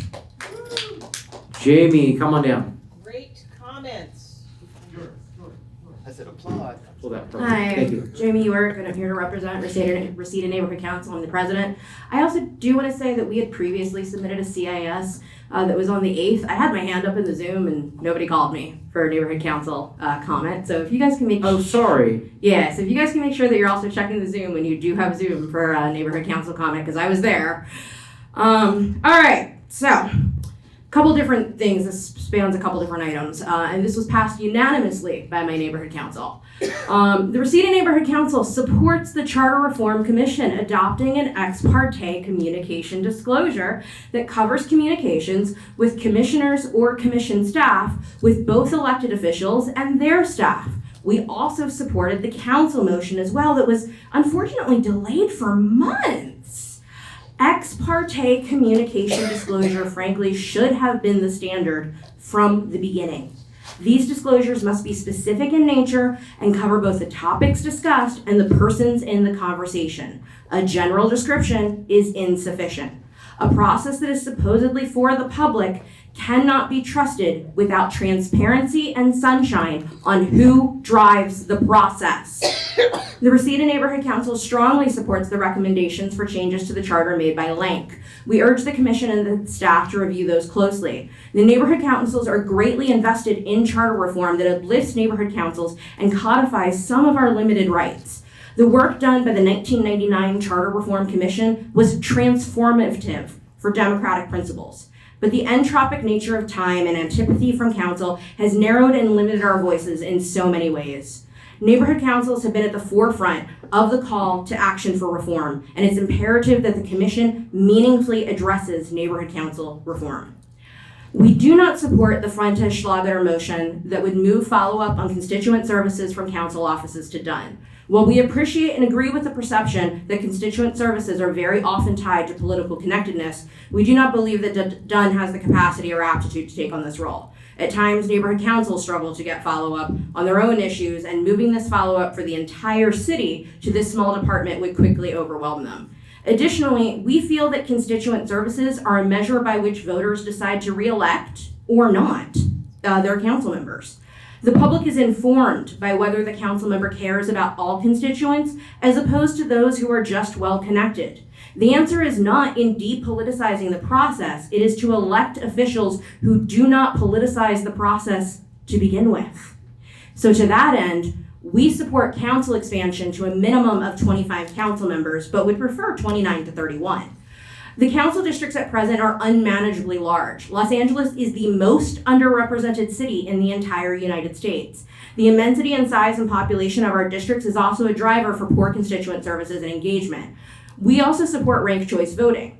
We also support making ballot access easier by lowering the inequitable 500 signature threshold, which hurts immigrant and impoverished communities the most, by the way, to 400 for council and LAUSD elections, and by expanding the time frame in which to gain signatures. We support a public advocate and urge the commission to bring this topic back to the table. However, we do not appreciate that the commission staff only presented an option for the public advocate that wrested responsibilities away from controller, or an option for no public advocate. In that framing, you created an unfair and duplicitous binary. Those are not the only options. In New York, which has an established office of the public advocate, the controller retains the same waste, fraud, and abuse functions that the controller has now. The public genuinely needs an advocate at council. The public advocate is a non-voting member of council who can introduce or co-sponsor legislation. And they also serve as an ombudsman for city government, providing oversight for agencies, investigating city complaints about services, and making proposals to address perceived shortcomings and failures of services. But notably, this office works as a complement to the comptroller. It does not subsume it. Lastly, we previously submitted a CIS to the Charter Reform Commission asking the commission to replace the Board of Public Works with a director position. We are disappointed that the commission wants to preserve public works, but perhaps more disappointed that you don't want to empower a director of public works and force that director to be responsive to a 5-member commission of political appointees. Our constituents constantly speak about the dysfunction between departments when handling constituent requests. It's quite clear that what is needed is a director who is empowered and who has clear authority over the board and public works. We would urge the commission to revisit the topic and center the needs of Angelenos in this conversation. We need a solution that is not a Band-Aid, such as redirecting 311 follow-ups, but that addresses institutional and systemic dysfunction. Thank you. Thank you so much. There seems to be no other neighborhood impact statements, community impact statements. Here. We now move on to the next item of the agenda, which is the approval of meeting minutes. Commissioners, we have 2 meeting minutes before us. The first that we will take up is approval of the revised meeting minutes from our meeting on Thursday, December 4th. Is there a motion? I move to approve the minutes from December 4th. Commissioner Murray moves. Is there a second? I will second. Is there any discussion on the approval of the meeting minutes from December 4th?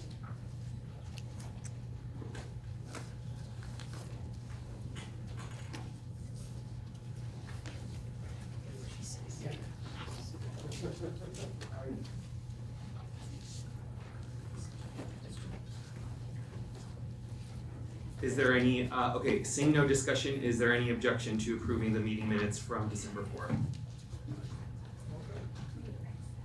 All right, seeing none, the meeting minutes are approved. We now move on to the second minutes to approve, which are meeting minutes from our meeting on Wednesday, January 7th. Is there a motion?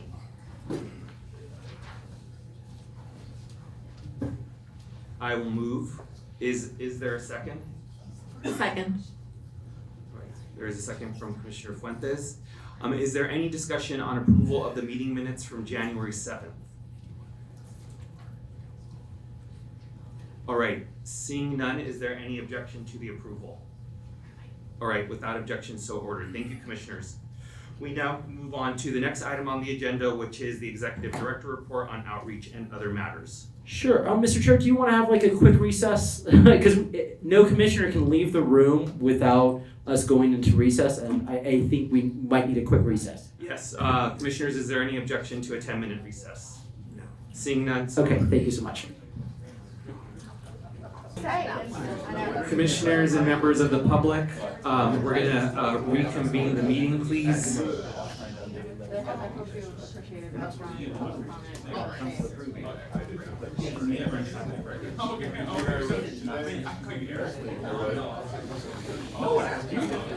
You're a free agent.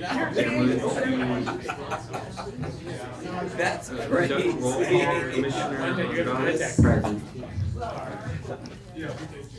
Commissioner Fuentes. Present. Commissioner Mack. Present. Commissioner Mesa is present. Commissioner Murray. Yeah, we're gonna send you the whole, this, essentially, this. Commissioner Thomas. Commissioner Levine. Present.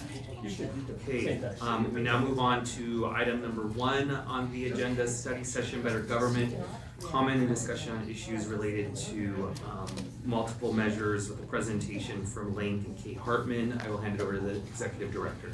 Sure. I think we have both Kay and Jamie coming to give this presentation, which we do have both printed on the screen and behind you. We just need to, I think, share on Zoom as well to share that screen.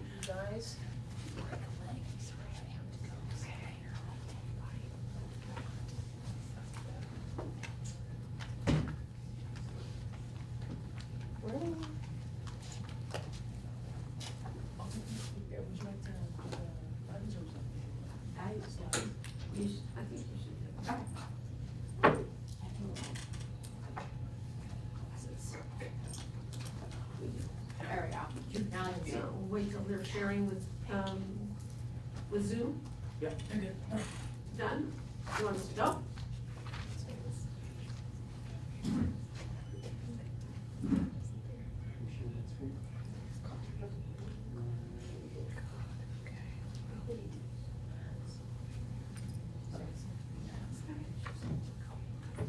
All right. Hi, okay, so I'm Kay Hartman, I'm the president of the Palms Neighborhood Council. Yeah, now I do. I'm Jamie York. I'm the president of the Reseda Neighborhood Council, and I'm also active on the Valley Alliance of Neighborhood Councils and the Los Angeles Neighborhood Council Coalition. Yeah, well, okay, I'm also in the Los Angeles Neighborhood Council Condition and the Neighborhood Council Budget Advocates. I want to start off, as we discuss LANCC's recommendations, I want to start off by describing our process really quickly. So the LANCC has formed a committee to come up with some recommendations. The committee held its first meeting on November 1st. During the committee's weekly public meetings, we came up with our own recommendations, just ideas that we bantied about that we wanted to see in the charter. But we also reviewed the 192 charter reform related community impact statements that have been written since October 13th, 2022. We considered the recommendations of we also considered the recommendations of the Neighborhood Council Budget Advocates. We voted on each of these ideas that we culled from all these sources, and the votes went from agreement, yes or no, with no discussion, to agreement, yes or no, requiring a discussion for a full meeting, like really a whole meeting. So every agreed upon item was written into a copy of the charter, which has been distributed to all of you, I believe. And we thought we would do that just to, we're not experts on charter writing, but give you an idea of what we were thinking. And the marked up charter that comes from this process was approved by LANCC on January 3rd. So let's see, so, okay, next slide, yeah. So neighborhood councils, there's no serious discussion of neighborhood councils in the charter. Article 9 of the existing charter, Department of Neighborhood Empowerment, is about DUN, BONK, and establishing the NC system.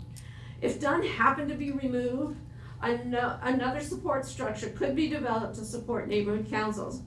If the neighborhood councils happen to be removed, DUN would have no purpose. DUN is not the neighborhood councils, and the neighborhood councils are not DUN. To address this, we recommend that we move the DUN and BONK part of Article 9 to Article 5, which is about departments. It's where they belong. And then we rename Article 9 neighborhood councils so that we have a place where we can describe the obligations and duties of neighborhood councils. During this exercise, we added neighborhood council impacts to the charter descriptions of the impacted bodies. In this writing, neighborhood councils are more directly woven into the fabric of the city. We removed language about forming the neighborhood council system, and we named ourselves elected advisors to the city government. Neighborhood council, next slide. Okay. Neighborhood councils need codified authority to operate within their lane.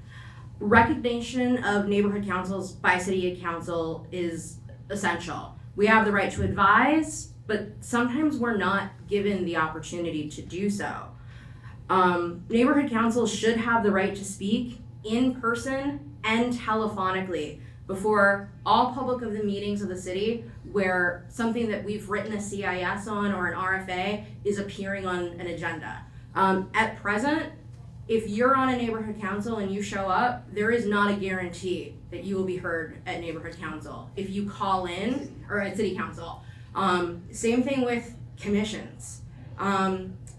It's happened more than once. It's not an errant behavior. Despite the fact that there is a city ordinance that codifies it, it's not always followed, which is why we really feel it needs to be a charter amendment. Furthermore, if something has been heard in committee, they will then say that we can't speak at full council, which is something that occurs within the Brown Act, but we're not doing public comment. We're doing neighborhood council comment. So we should be in a separate queue and be given our 5 minutes to speak. Neighborhood councils, regardless of the position, and this is very important to a lot of neighborhood councils that we're taking, we want to be able to deliver a CIS or an RFA, which is a request for action, to any government agency with a statement that's passed in a Brown Acted meeting at which there's a quorum. We do think that the city may be able to create and require language to indicate that the NC is speaking for itself and not the city. And this is really important. We get in trouble if we talk to any agency that's not the city. We can be penalized for that. But representatives from county, state, federal, they come to our meetings, they speak, and we want our constituents to have that engagement, but we can't speak back to them. So we want that ability to be codified, and we think that that's incredibly important in helping our communities. We want to make sure that neighborhood councils are authorized to form alliances. Neighborhood councils may contribute funds or equivalent, including but not limited to websites, licenses, and meeting spaces for the benefits of the alliances. And a good example of alliance would be the Los Angeles Neighborhood Council Coalition. But we want to make sure that that's a codified right because there's been interference in that process in the past. Yeah, if I could also just say one thing about being able to speak to any government agency, really. I mean, if Metro is doing a project in my neighborhood council is not allowed to speak to Metro about it as a neighborhood council. It's ridiculous. Okay, next slide. Neighborhood councils shall monitor the delivery of city services in their respective areas of the city at large. City services include all departments defined in the charter and created by ordinance, joint power commissions, and offices of elected officials. You know, when we write a CIS, this happened to my neighborhood council specifically, we write a CIS, supportive of the city attorney, we don't hear anything. But if we write a CIS opposing something the city attorney is doing, we get told we can't do that. So we need to have it in the charter that we can weigh in on any elected officials or city departments. City departments, commissions, and offices that issue permits, approvals, or regulatory decisions following a public hearing, including but not limited to city planning department, Department of Cannabis Regulation, and any successor or related offices, and ministerial construction projects that bypass city planning and go directly to building and safety, shall give NCs a minimum of 30 calendar days to weigh in. The Department of City Planning shall ensure that all documents related to a case before the department, including ministerial projects that bypass the Department of City Planning and go directly to the Department of Building and Safety, are made public and posted to the online case file. Even if a board member's economic interest is foreseeable and material, they do not have a legal conflict of interest unless the decision's impact on his or her economic interest is different from the general public's impact. And this comes from a finding from City Attorney Rocky Delgadillo, and the document that includes that is linked to it from this presentation.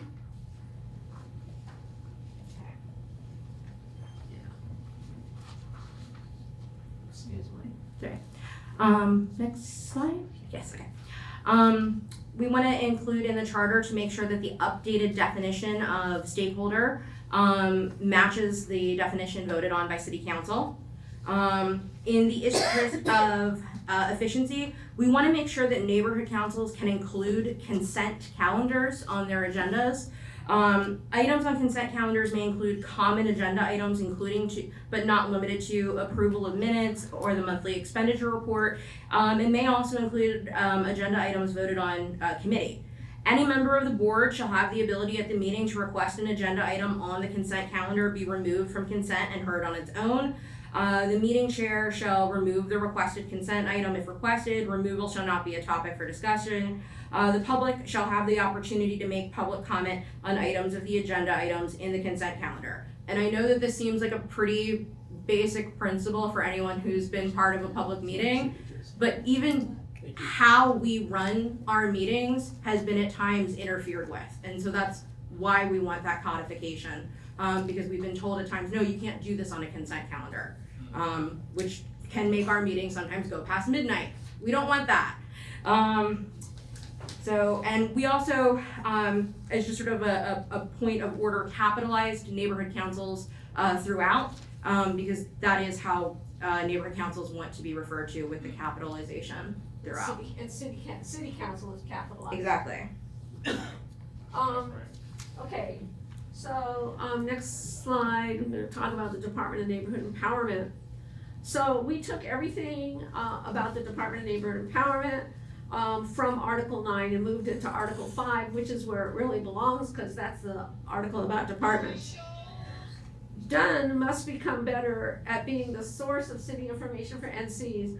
Different neighborhood empowerment advocates have differing levels of knowledge, resulting in the same question being answered differently depending on which NEA you talk to. We have asked, and we ask again, the department to maintain a database of knowledge articles for the benefit of neighborhood empowerment articles and NCs. I mean, it's really, really hard to make any kind of progress when you're getting the wrong information. And we know, because we talk to each other, well, my NEA said this, well, my NEA said that.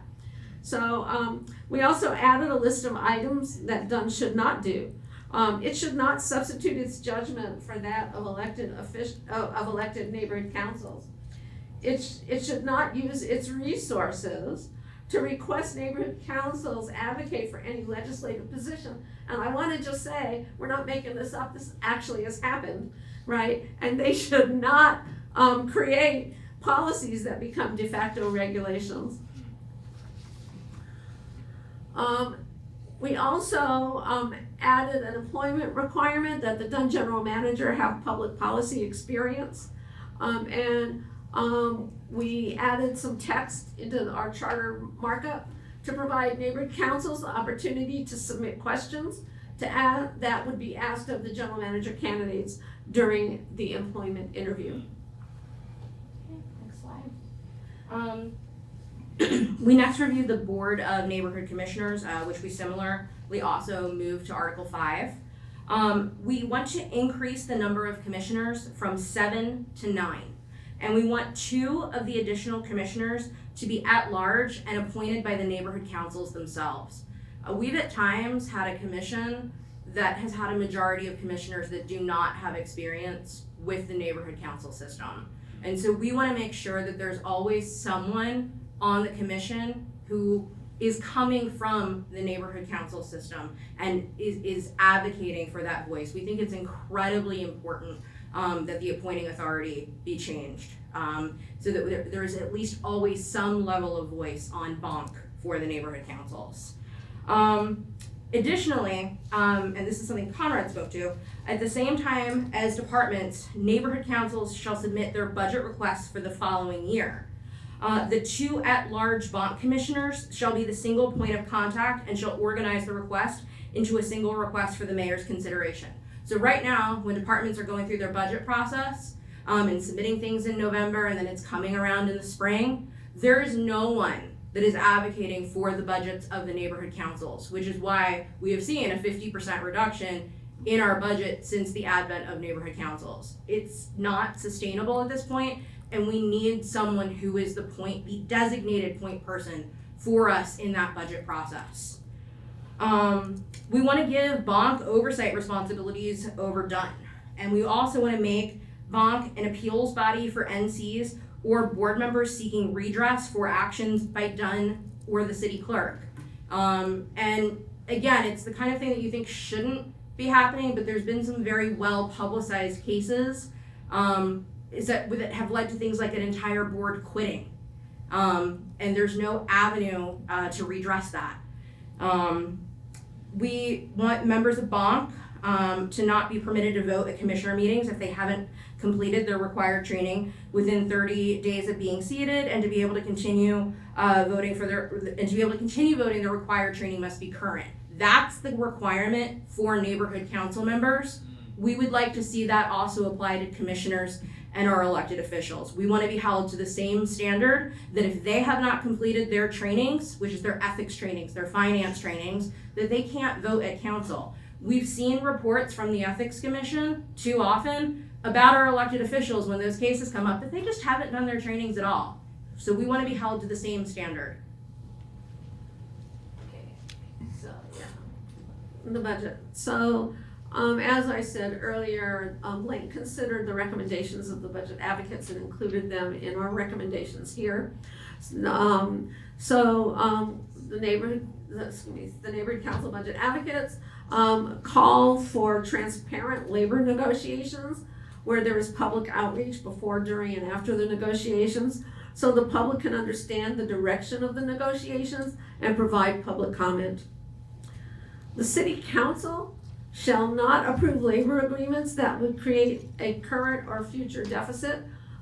Since I've been involved in the system, which is 2019, I have never seen a year where there was a labor negotiation, a new contract that did not put us in deficit.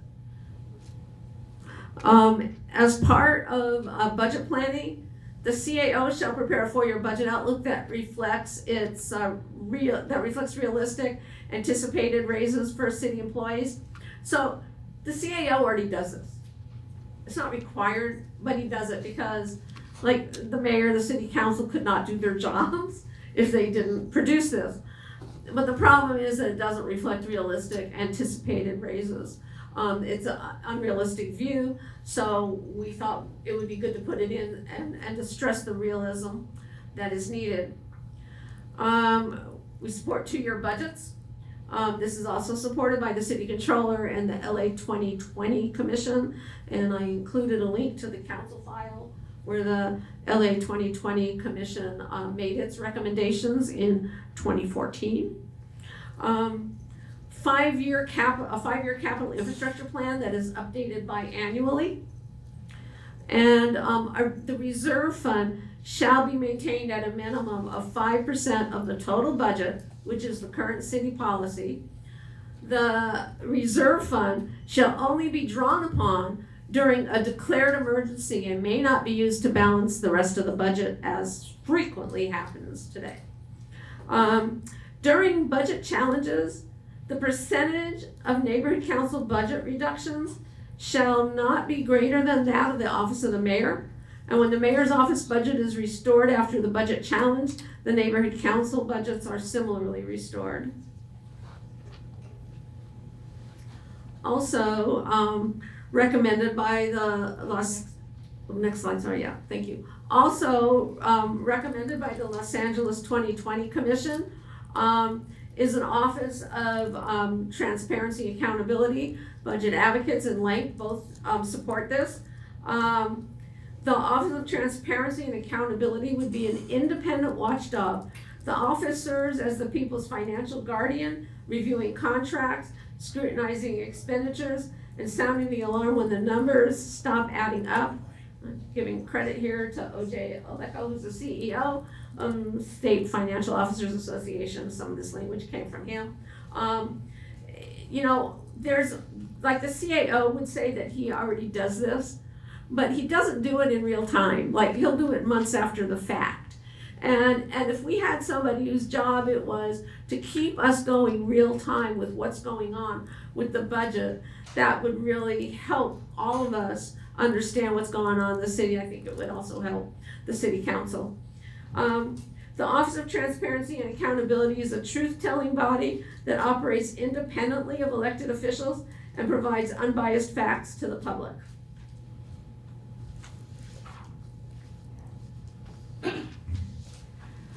Okay, so we also have some recommendations for city council.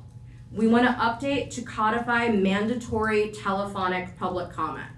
Working people cannot go downtown to get on a queue where they hope to get 1 minute to speak. It's a luxury to be able to go downtown. Some people have to take an entire day off work just to get a minute to talk about the issue they care about. And when we are aware that there is a state bill that's coming in that addresses telephonic public comment, that state bill does expire, and that is important for why it must be codified in the charter. We need to have an accessible government. We need people with disabilities. We need people that are elderly. People that don't always have that physical access need to be able to be heard by their government. And that's really what the neighborhood councils are about. So this is so incredibly important to us. We want city council members to be able to actively vote yes, no, or abstain. And we also want them to be visible to the public for the vote to count. Too often, votes are taken because there is an automatic voting scheme that they have, and they're in the back room that is still considered being in city council. We don't like that. We don't like that our representatives are taking votes without being present on the floor. We want them to be present on the floor and visible to the public for their vote to count. The default vote, Yeah. the default vote is yes. So if you're not there to vote, you vote yes. That's just how it is. And it just is wrong, and it leaves the city council members less accountable to the people. And it also at times wastes time because then they have to go back and do revotes when people aren't paying attention and miss it, which has happened more than once. All the time actually. We want each city council member to meet with each NC in its district no less than once a year if the NC wants that. We would like there to be some mechanism by which we can get face-to-face time with our council member or council members if you're represented by more than one, but we would like there to be at least that obligation. Too often, it's hard to get that face-to-face time with the council member, but it's really necessary, and so we would like there to be some level of obligation if that is what the neighborhood council chooses to exercise. We would like council members to file a Form 51 when recusing from a vote. That's presently required by commissioners, but it's not required by city council. It doesn't make any sense. So we think that they should be held to the same standard as the volunteer commissioners.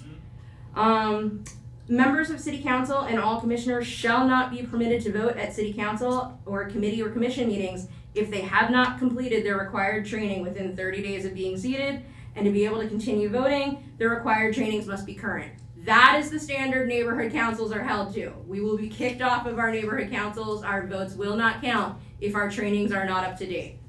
So whatever trainings are required for, if you're a commissioner, if you're a city council member, they must be up to date for you to be able to vote. We just want to be held to that same standard. And in a city where there have been 4 indictments of city council members, we don't think it's too much to ask that they be held to a level of accountability on their ethics trainings. It seems very straightforward and simple to implement this. We want to limit the ability of a city council to adopt ordinances impacting the neighborhood council plan to administrative or ministerial actions. Anything else must go to the ballot for the public to decide. Specifically, city council may not through ordinance change neighborhood council composition or the terms of board members. Right now, each neighborhood council is responsible for essentially creating its own board, their terms, their bylaws. It's those kinds of changes are supposed to go through a charter process, but that's not been the case. We understand that there are many other ways in which they might need to do something at a municipal level, and that's fine. But when it comes to the composition of our board, it is too much power for that to not have to go through a charter change.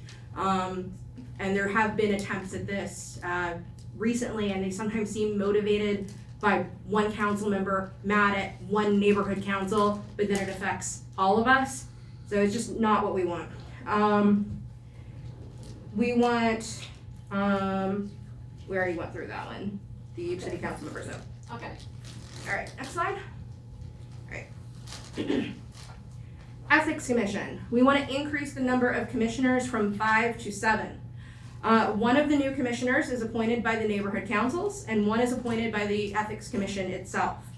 And we don't want City Council to confirm the selection of Ethics Commission or the NCs, as long as they're meeting all the standards for which it qualifies to be an Ethics Commissioner, because we want to have some level of an independent voice on the Ethics Commission. We think that that's incredibly important.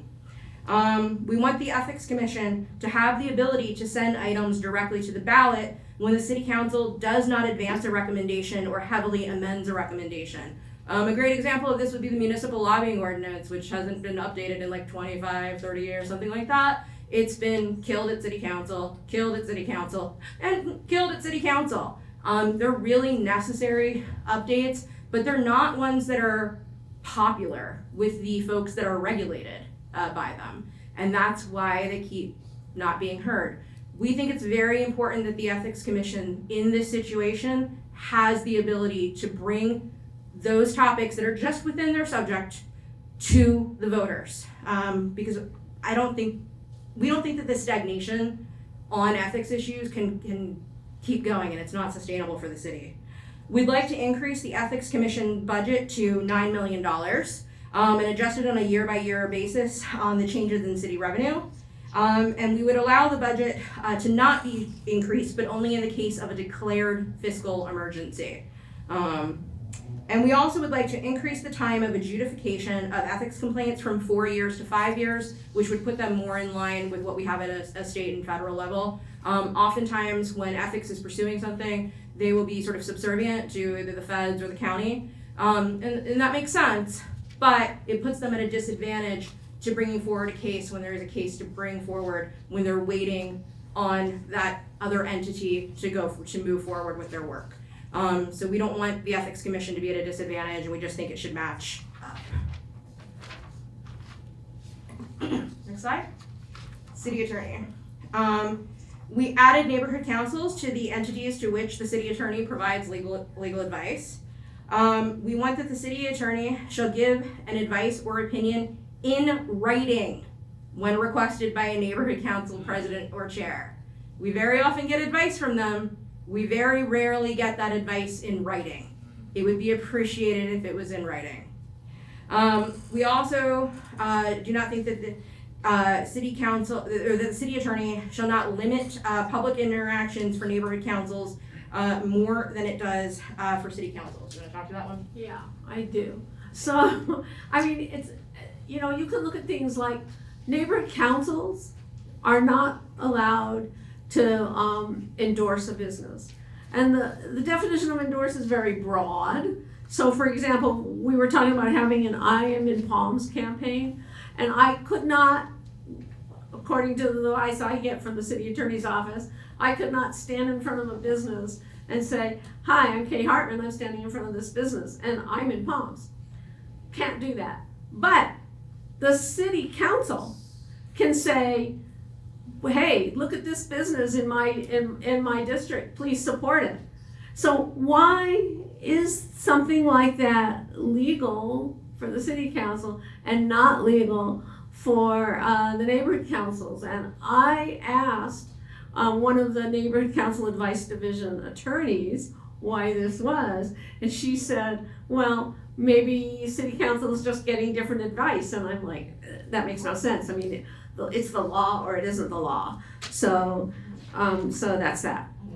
And similarly, we've at times wanted to do things like recognize volunteers in our neighborhoods that have done great work. We're not allowed to do that either, like print them a certificate.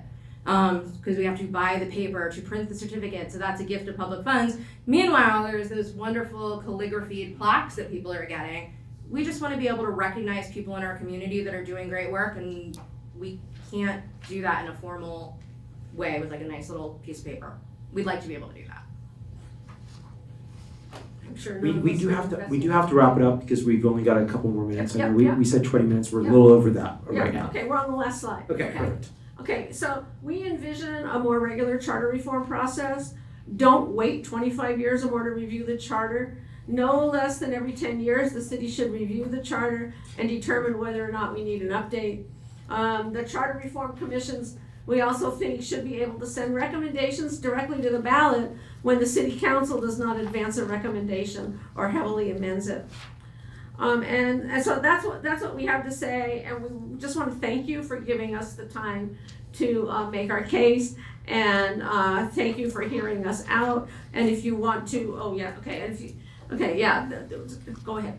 The other thing I want to say is that Bonk was set to submit recommendations to you guys, but as some of you may know, Joy Atkinson, who was a pillar of our community, suddenly passed away. They didn't vote on these yet, so I don't want to speak for them, but they had 3 recommendations that they were going to consider.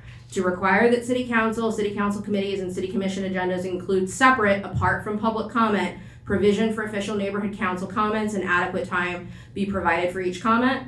2, to provide an official role for neighborhood council when choosing members of the Board of Neighborhood Commissioners and the Department of Neighborhood Empowerment General Manager. And 3, provide a dedicated funding mechanism for the neighborhood council system equivalent to at least 1/10 of 1% of the city's general fund to be equally divided between the neighborhood Department of Neighborhood Empowerment and the neighborhood councils. If you did that, that would bring us up to about $40,000 for neighborhood councils. Thank you, Jamie. Yeah, we've spoken to the office, and as soon as they are able to meet and vote on their on their proposals, they'll be presented. Didn't want to let tragedy not have. Yeah, absolutely. Yeah, they will be coming. Okay, that's great. That's great. Thank you very much. We give a round of applause to our Thank you. If you want to, don't go far because commissioners might have a couple questions. Let's open it up to questions. Any commissioners want to get in the queue?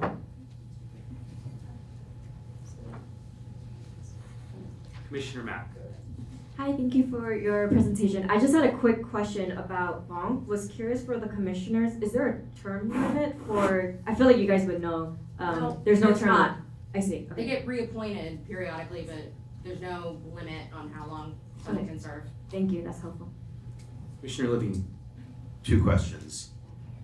First, for bonk and commission appointed commissioners, or neighborhood council appointed commissioners rather, what would the proposed selection process be for any commissioners appointed by neighborhood councils, and how would consensus be achieved? Go ahead. What we had discussed was that each neighborhood council would be able to take a vote from those that had submitted themselves for that process, and then that would have to go through that neighborhood council, would put it on their agenda and have that vote. So there would be essentially 1 vote for each of the 99 neighborhood councils. And then that would be how those 2 commissioners would be selected. So it would be spread out across the city. It wouldn't be just the voice of those participating. Like, it wouldn't just be that, but it would be based on the neighborhood councils taking a vote. And that process ideally would probably take about 2 months, just to make sure that everybody has time to go through and put it on their agenda, because some neighborhood councils do occasionally go dark a month if there's a holiday or they can't get quorum. So it would take a little bit of time, but honestly, it's not that much more time than the mayor has to make an appointment to a commission now. We all know that it can take time to appoint people to commissions. That is so true. Another question. We've heard passionate public comment this evening about the need for neighborhood councils to be able to submit comment to other governmental bodies. What has been the rationale presented to neighborhood councils around your inability to do so? Okay, so what the city attorney says is that only elected officials, as defined in the charter, can represent the city. Okay, this is not a good good way to put it, because we don't want to represent the city. We just want to represent our neighborhoods. I mean, really, if Metro is going to put a train through my neighborhood, I would like my neighborhood council to be able to weigh in on that, but I cannot. Okay, but that's what they say. Well, you can't represent the city because you're not an elected official. None of us want to, and that's why, if you look at the charter markup that we did, you'll see that we put in there that the city attorney may provide language to our statements, so that to make it clear that we're not representing the city as a whole, we are just representing our neighborhood council. I've never heard any other explanation from them. And if I may, there's a section of the charter that's specific to intergovernmental communications, which says that only council and the mayor have that authority. There's also an executive directive. There's an executive directive from the mayor as well that's been applied to us that says that you can't essentially use any city resources for intergovernmental communications. But that within the charter, executive directives do not apply to elected officials. And so that's also been the thing, that are we elected, or are we not? Because we're elected when it's convenient, we're volunteers when it's not. And that dichotomy of our very definition of being has been such a sore subject for us, because it's applied to us as being elected when it's useful for the city, but it's not when it's not useful for the city. But a really good example of this would be SB 411, which was a state bill that was about neighborhood councils. And it was to give us the ability to continue to have meetings electronically over Zoom, because most of us don't have the money for meeting space anymore, because our budgets have been cut so hard. And the sponsor of that bill wanted us to submit statements formally to the state in support, and we were not allowed. We were told we were not allowed. We would be threatened. And the only way that they can really punish us is by cutting our budget, which is something that they can do. It doesn't happen often, but in the circumstances that we exist under, it's not a risk that many of us are willing to take. But that's a really great example of it. It was a bill about us, for us, made for us, and we couldn't tell the state, yes, we need this. In that circumstance, did you find other ways? Did you communicate as private citizens with? That's really the only way to do it, but it's a lot more powerful for, if the state's considering something about neighborhood councils, for the neighborhood council to weigh in. And I remember watching the hearings on the televised feed from Sacramento, and there were people in that committee that were going, well, why aren't the neighborhood councils here? Because we can't be. Because we can't be. And so they sometimes think that our lack of speaking is a lack of interest, when it's not. We just want the ability to speak to who we need to speak to, and we're fine with a nice, big, bold disclaimer, but we want to be able to have the discussions about what's important to our community. Can I just add, okay, so I'm the president of the Palms Neighborhood Council. We represent 47,000 people. If I go and speak to the state senate or the state assembly, and I'm 47,000 people instead of one person, it makes a huge difference. Commissioner Levine, you can have one more follow-up. I want to go to Commissioner Thomas. We can circle back. Yeah, one more question is, you also mentioned the need for the formation of alliances. Is that supplemental to alliances that already exist, like bank? Okay, you know, it doesn't matter. Okay, so because alliances are not formalized, sometimes the city likes to get in between the neighborhood councils and the formation of an alliance. And the other thing that comes in is because they're not formal, there's really no legal way to support them monetarily. There is for the budget advocates, which is also an alliance, but the budget advocates specifically have an ordinance, right, and a fund created by ordinance. But for the other ones, they don't. So for example, VANC, where does its website come from? Who's paying for it? Okay, well, I could tell you, but I'm not gonna. But this is the problem that we have by not having it formally declared in the charter. Commissioner Thomas. For the life of me, I cannot understand why City Council would not want to hear from the people on the ground. I think you're more creative. It makes absolutely no sense to me because you're going to get the calls. You're accessible, they're not. I'm uncomfortable with the distance that I am from you all. And which is why I always will go out and talk to you all. That doesn't happen in council chambers unless you're one of the anointed ones. And so it sounds like to me that this is a prime example, a case study for why we need a public advocate. Because what you just said was that City Council is squashing the voice of 47,000 people who are impacted by the services that the city is supposed to offer. That's what I just heard you say. And 47,000 people is probably more than elected each one of them. Yeah, I mean, we are allowed to weigh in on city services, but we can't weigh in on county services or state services or federal services. But when I come to city council to make a statement about what my neighborhood council has supported, I have to get on the queue for public comment, which I'm not making, right? And maybe I get to present, maybe I don't. See, I assumed, just a follow-up. So, a dear friend of mine, Francisco, when they came up with this concept of neighborhood councils, he was one of the people that was actively involved on the front line, that was making sure that this was going to be implemented properly. And he was all excited because in his view, he thought that this was once an opportunity for the people to speak directly to elected officials, that they would understand what is happening on the ground, because clearly they don't. You need only look at their policies.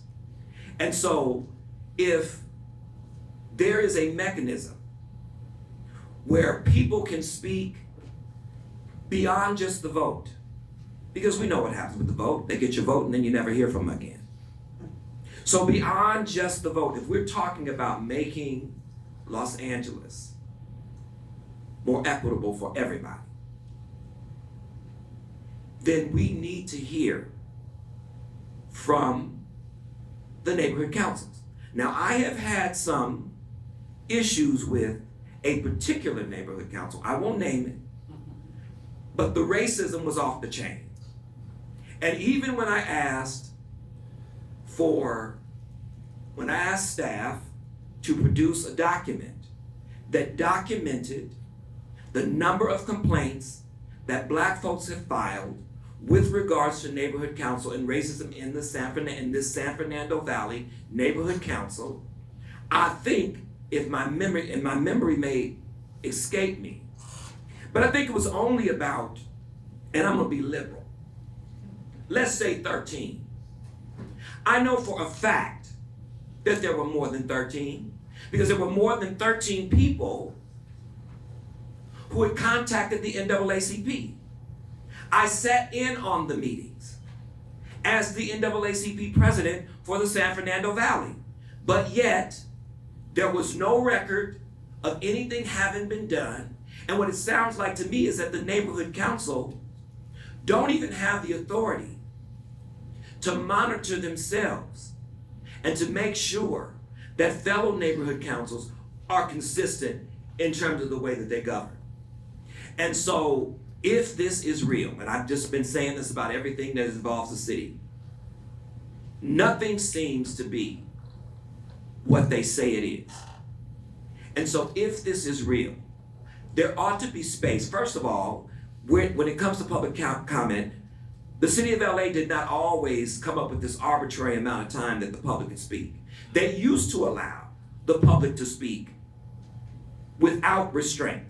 They kept them to the minutes, but they did not have this arbitrary amount of time, like an hour or 45 minutes or whatever it is. People have trapped from all over everywhere trying to get there to voice their concerns for a city that's supposed to be concerned about them, only to be stopped from speaking because they just cut off with the arbitrary number. And so not only do I think that we need to allow neighborhood councils to have their own space and their own time to speak, is I also think that the public, individual people who show up, who want to speak to city council, should be also given that opportunity and that right. And I think it should be different for neighborhood councils in terms of, maybe it should be a closed meeting with the neighborhood councils and the city council folks. And then they could express or release a report or allow you all to release a report about what you talked about in those meetings. Because I too go to city council meetings and I tell you, there is no way in the world those people are paying attention and hearing anything that is being said at that podium unless it supports their agenda. When it supports their agenda, you get as much time as you want. And they are laser focused. And so I want to just thank you all. Keep fighting, keep pushing. And I think, and I hope that my colleagues would hear them and support them in terms of what they're asking us for, because they're volunteers, as we are volunteers. And nothing gets under my skin more. And I think, Justin, you know this, because I say it all the time. Don't tell me you don't have time when I'm volunteering mine. If I may, Yes. just to follow up to that, I actually think that one of the main drivers that's hurting the neighborhood council system is this inconsistency. It's sold as a way to help your neighborhood, as a way to affect city government, but then you encounter the reality of it and it burns people out. Being the president of my neighborhood council is an unpaid part-time job for which I often get abused by the public very frequently. It's the reality. And we're subject to the Public Records Act, but we don't have staff that can help us navigate it. We have to handle all of that ourselves. That cut in our budget, we're doing all of the administrative work so that we can do things for our community. But for instance, my neighborhood council's been very active in animal services issues. We wrote a CIS, we went to the Animal Services Commission. I put my hand up to present it, and I was told, well, you can't do both your own public comment and the CIS. You have to choose one. So that meant Jamie York, the individual, couldn't speak so that Reseda Neighborhood Council could speak. And it's more important to me that Reseda Neighborhood Council spoke, but that's a Brown Act violation. I've seen at City Council, the city attorney, not you, Mr. Grote, ask the neighborhood council member, well, are you the designated speaker? That's not a term of art within neighborhood councils. That's not something that the city attorney determines. Each neighborhood council determines who can speak for their neighborhood council differently. My neighborhood council, any of the neighborhood council members can speak as long as you're sticking substantially to what we submitted. You can't just go on a rant and make your own stuff up. But anyone can do it. Other neighborhood councils, it might just be the president, but that's not something that the city attorney would know. There's no list of designated speakers, and I saw that person be denied the ability to speak for their neighborhood council. Other times, neighborhood councils, when we still had telephonic comment, would call in, but because there's no separate queue, those neighborhood councils were not heard from because they're lumped in with public comment. What we would like is what we had today, a separate queue for neighborhood council comment that does not count against public comment. That's very important. It cannot count against public comment because it's not public comment, it's not. We go through a Brown Act meeting. We have a whole vote, a whole discussion, go through all of that rigmarole to sometimes be told, nope, sorry, you don't get to speak. You take off work for half a day. Nope, sorry, don't have time for it. And so that's why we need that codification. There are so many people that get burnt out on this process because they think that they're going to be able to have their voice matter, and it doesn't. And the reality is, and I'm a better example of this than most, if you piss off council enough, like, you'll get punished for it. When you try to do something with neighborhood councils, like I did with the municipal lobbying ordinance, where 45 neighborhood councils tried to get that thing fixed, and it didn't matter. But you tried to do it the right way.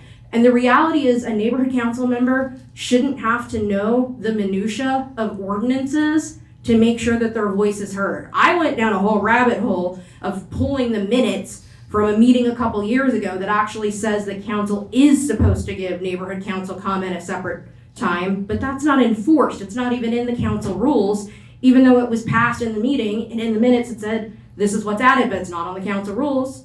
So there's an inconsistency to how we're treated. We just want it to be consistent.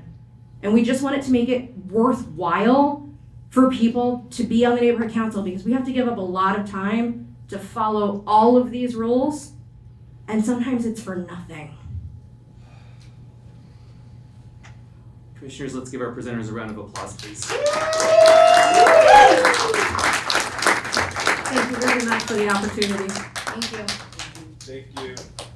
We're going to move to item 2, comment and discussion on the ad hoc committee report. I'm going to ask the staff to go through the report, and then we'll open it up for comment and discussion. Commissioners, I want to also let you know as we go through and you take notes and things come up, to take notes of any potential changes that you would want. At our next full commission meeting, we will entertain amendments to the ad hoc committee report, but let's get started with the staff report, please. Sure, thank you, Mr. Chair. I think commissioners, the report that you have in front of you is a summary report out of the actions taken on Saturday's ad hoc. The reason that the chair and we discussed delivering this report today and having this initial discussion today, but not actually taking a vote on the report, and that's why it's worded the way it is on the agenda,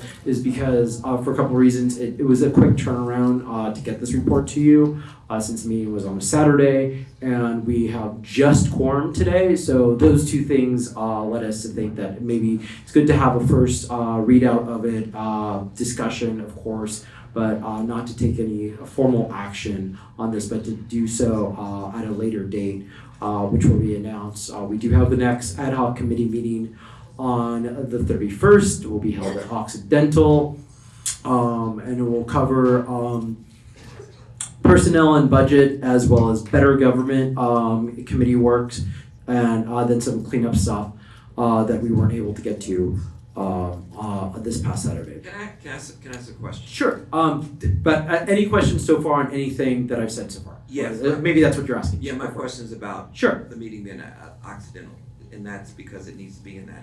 Yeah, so here's the thing about LA City Hall opening on weekends. We found out the hard way is it's not open on weekends.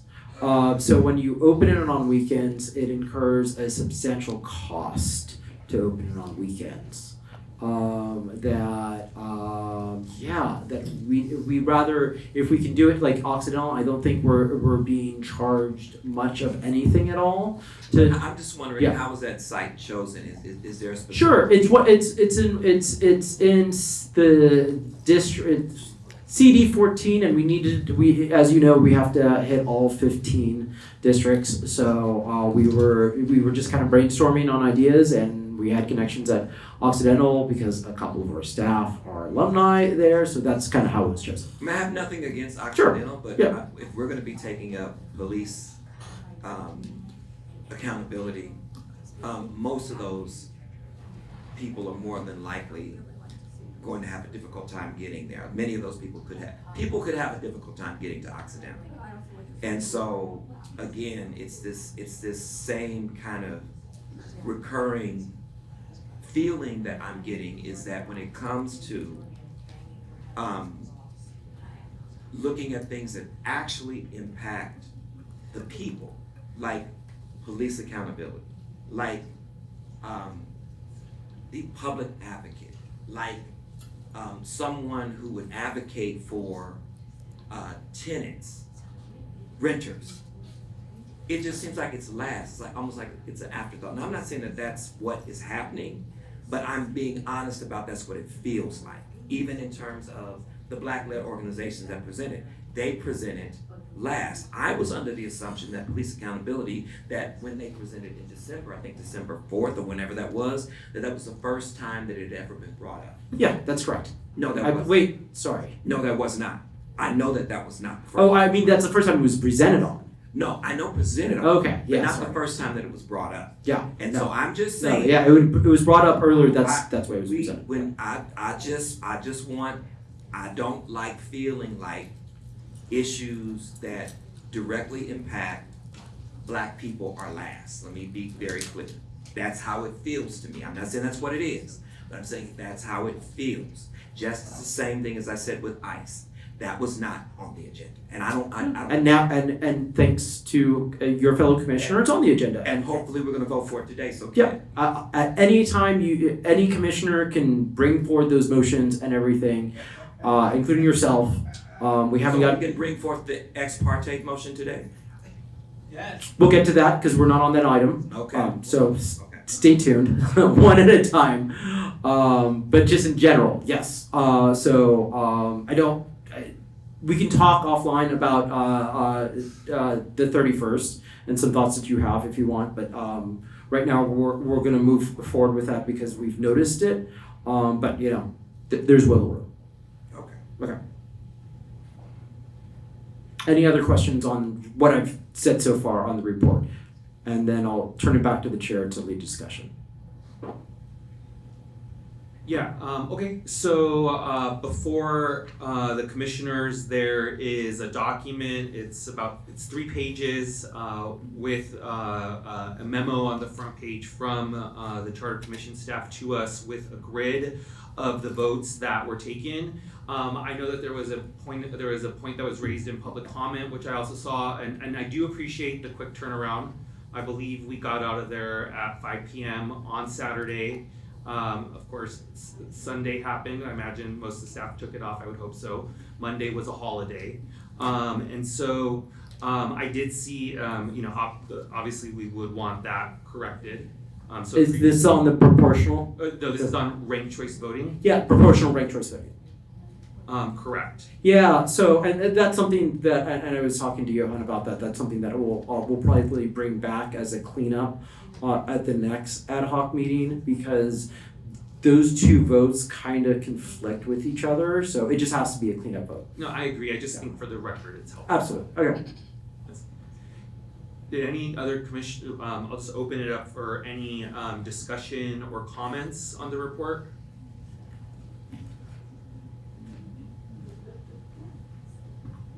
I think it's helpful and a good overview, but for the next time we get this written out, if the actual votes of who voted which way, that would be helpful. I know it would take a bit of extra time. it will, yeah, no, it was a quick turnaround, but that's something we can add to this, Okay, yeah. thank you. Thank you.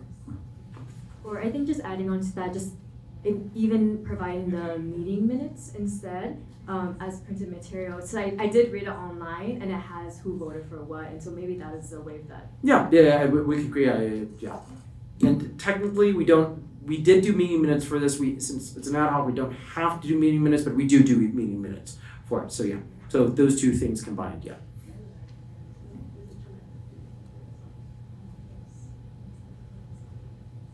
Okay, seeing no other comments or questions from commissioners, we will. Sorry, one more, please. sorry. In terms of the discussion that was brought up by the public about the public advocate and the confusion there about what was actually the recommendation, I know the controller showed up and showed out as well with what he perceived to be the recommendation. Is there a way to revisit that? Yes. Or how would that have to? I would change had I understood, because I kept saying in the meeting, who is going to be protecting the people? Who is going to be protecting the people? There needs to be someone who is looking out for the interests of the residents of Los Angeles. And I did not know, based upon what I heard, that was actually the role. I wasn't here, I don't recall the public advocate from New York. I have since done a little research on my own, and that is exactly what we need in Los Angeles. It is exactly, and it needs to be made very, very clear, because no one, we cannot depend on don't even get me on the city attorney. No disrespect over there, sir. Not talking about you, but I don't want the city attorney advocating for me, because she's not going to. It's not. Oops, sorry. Just to clarify, no, you're good. For that specific motion, would it need to be brought back to the full commission, or would you all be able to pull the research that they were referencing? I'll respond to this. Process-wise. I'll defer. No, thank you for the question, Commissioner Funtes, because it's an example that maybe other commissioners are thinking for other items as well. So on this one, it's on the, I don't like double-sided pages, but as the commission staff is well aware for this reason. So it's on the third, it's on the front page of the motion, or the third page of all printed sides. It says motion to dispose of public advocate. At the meeting where we are going to have a vote on this, any commissioner wishing to make a change, you could do it in the form of an amendment. So under this example, you would move to amend the reinstatement of the recommendation for public advocate, and then we'll have discussion on that motion. I think just to, piggyback back off of that, what the public was bringing up was it seemed like what they actually brought and presented wasn't in any of our documents. And that's where the confusion lied, I think. So if we were to bring back that motion, would we have supporting documents to the public's recommendations of the NYC comptroller and that specificity of the position? Because I think what you all had voted to dispose of referenced something different, right? And I'll just say, I mean, hopefully when you all do get a chance to vote on the report and the subsequent report, every vote can be turned over. Even if you vote at that vote, if you move something forward, it's not final until the final report is passed.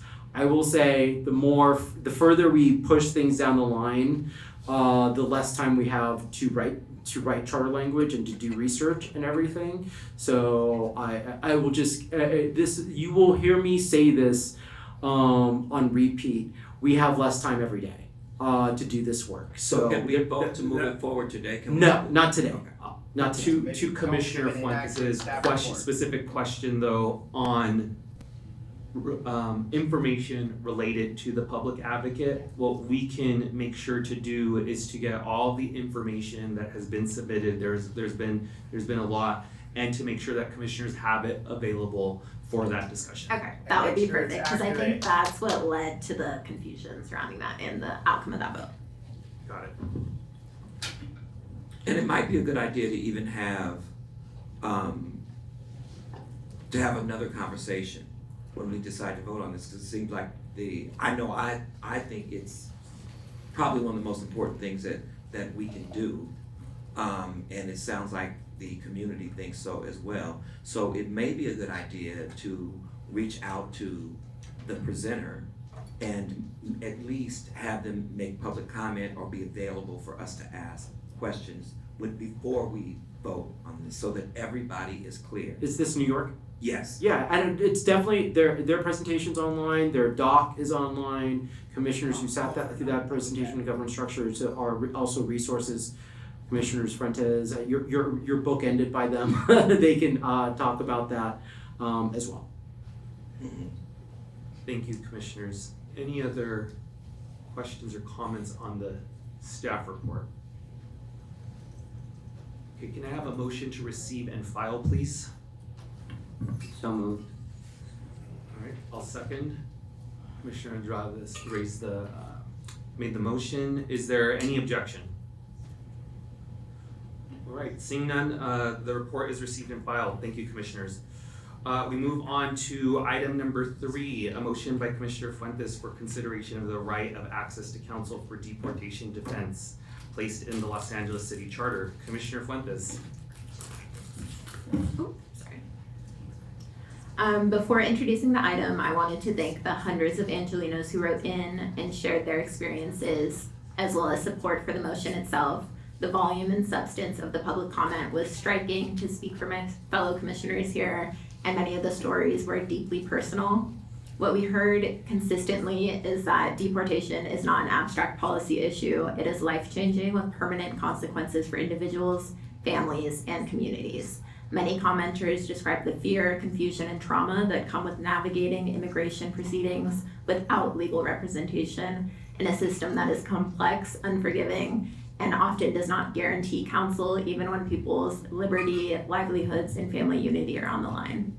That is why this conversation matters, enshrining the right of access to counsel for deportation defense in the LA City Charter is about transparency, accountability, and human dignity, and about responding to what we heard clearly today from the public as well as online.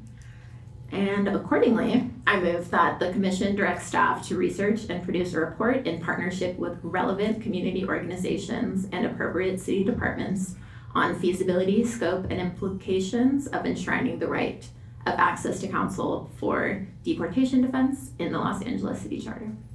Is there a second? Second. There's a number. Okay, second by Commissioner Murray. I did see Commissioner Thomas in the queue, if that's okay, Commissioner Murray, as a second, do you mind? Okay, Commissioner Thomas. If on Sunday, during Martin Luther King's holiday, an NPR article was put out there at 5 o'clock in the morning. Someone sent it to me, and it's a New Hampshire bishop telling clergy, make sure that your will and your affairs are in order.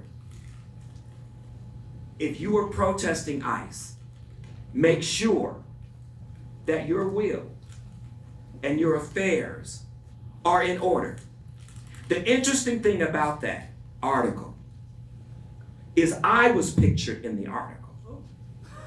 And so the conversation that we had last week about people trying to tell me about the law and keeping the law. We are trying to save people's lives in real time. And if you are not out there putting your life at risk, at least you ought to be able to vote to make sure that the people who are out there have some kind of representation. And I wanted to say that because and I've been saying this over and over, and I know that I don't present like y'all, and I don't want to.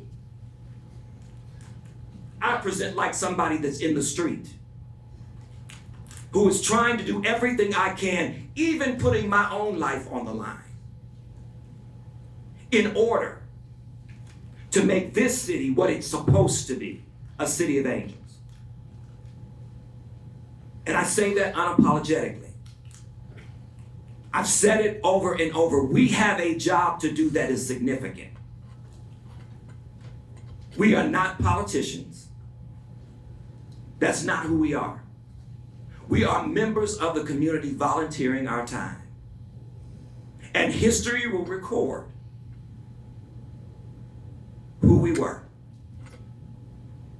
Martin Luther King's birthday holiday, I have to think about clergy being killed by ICE. I want that to sink in. And then the next day, I go to the King Parade. And the police are marching in the parade. As a matter of fact, because of the way that people were approaching the mayor,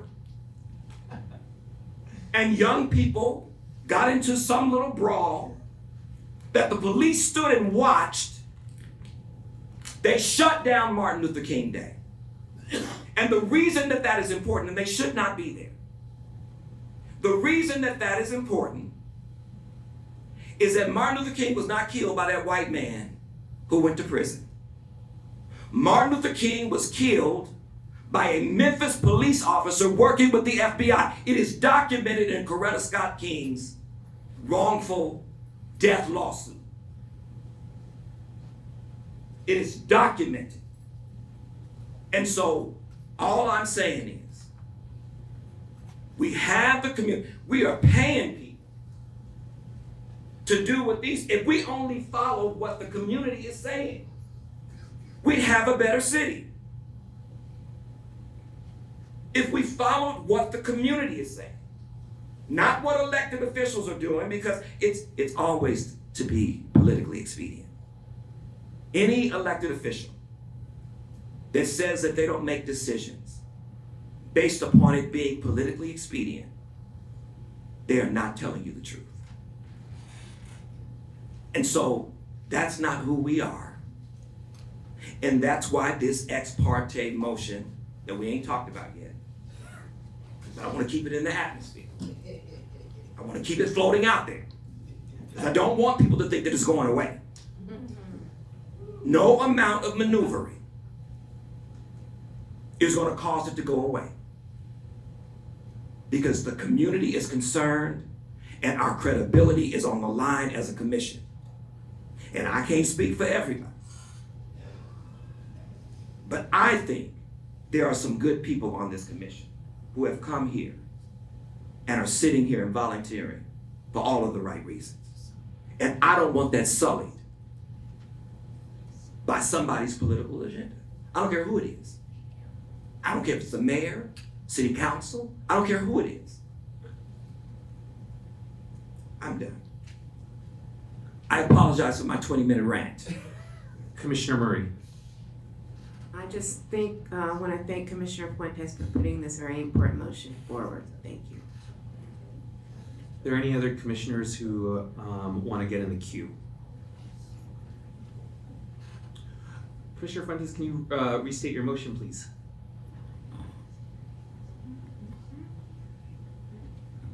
Sorry, I'm pulling it up. Okay, so the motion was move that our commission directs staff to research and produce a report in partnership with relevant community organizations and appropriate city departments on the feasibility, scope, and implications of enshrining the right of access to counsel for deportation defense in the Los Angeles City Charter. Yeah, just email that to us to double check. Okay, perfect. Thank you so much. Thank you, Commissioner Fuentes. We will take a vote on the motion. Commissioner Andrades. Yes. Commissioner Fuentes. Yes. Commissioner Mack. Yes. Commissioner Mesa votes yes. Commissioner Murray. Yes. Commissioner Thomas. Yes. Commissioner Levine. Yes. Motion passes. Thank you, commissioners. We now move on to item number 4, a motion on Commissioner ex parte communication. I'm going to be reserving my right to make a motion, but before that, I'm going to make a statement. So just some background, commissioners, for those of you who are not at the ad hoc committee, there was a number of public comment on ex parte communication. During the break of that meeting, I talked to one of the advocates who gave public comment. At that time, there was nothing on the agenda there was nothing agendized related to ex parte communication. I had told that advocate that I heard their concerns and I believe it should be agendized. And it was after our 5 p.m. meeting on Saturday. Shortly after that, I forget if it was on Saturday or Sunday, I contacted Commissioner Funtes to ask her to work with community stakeholders on language for an ex parte motion. It was important to me because I am not oblivious to the discussions that have taken place in public comment, in the public, and on the commission. It was important to me that there not be a perception that I'm leading on this issue, but I did want the issue agendized. And Monday was a holiday.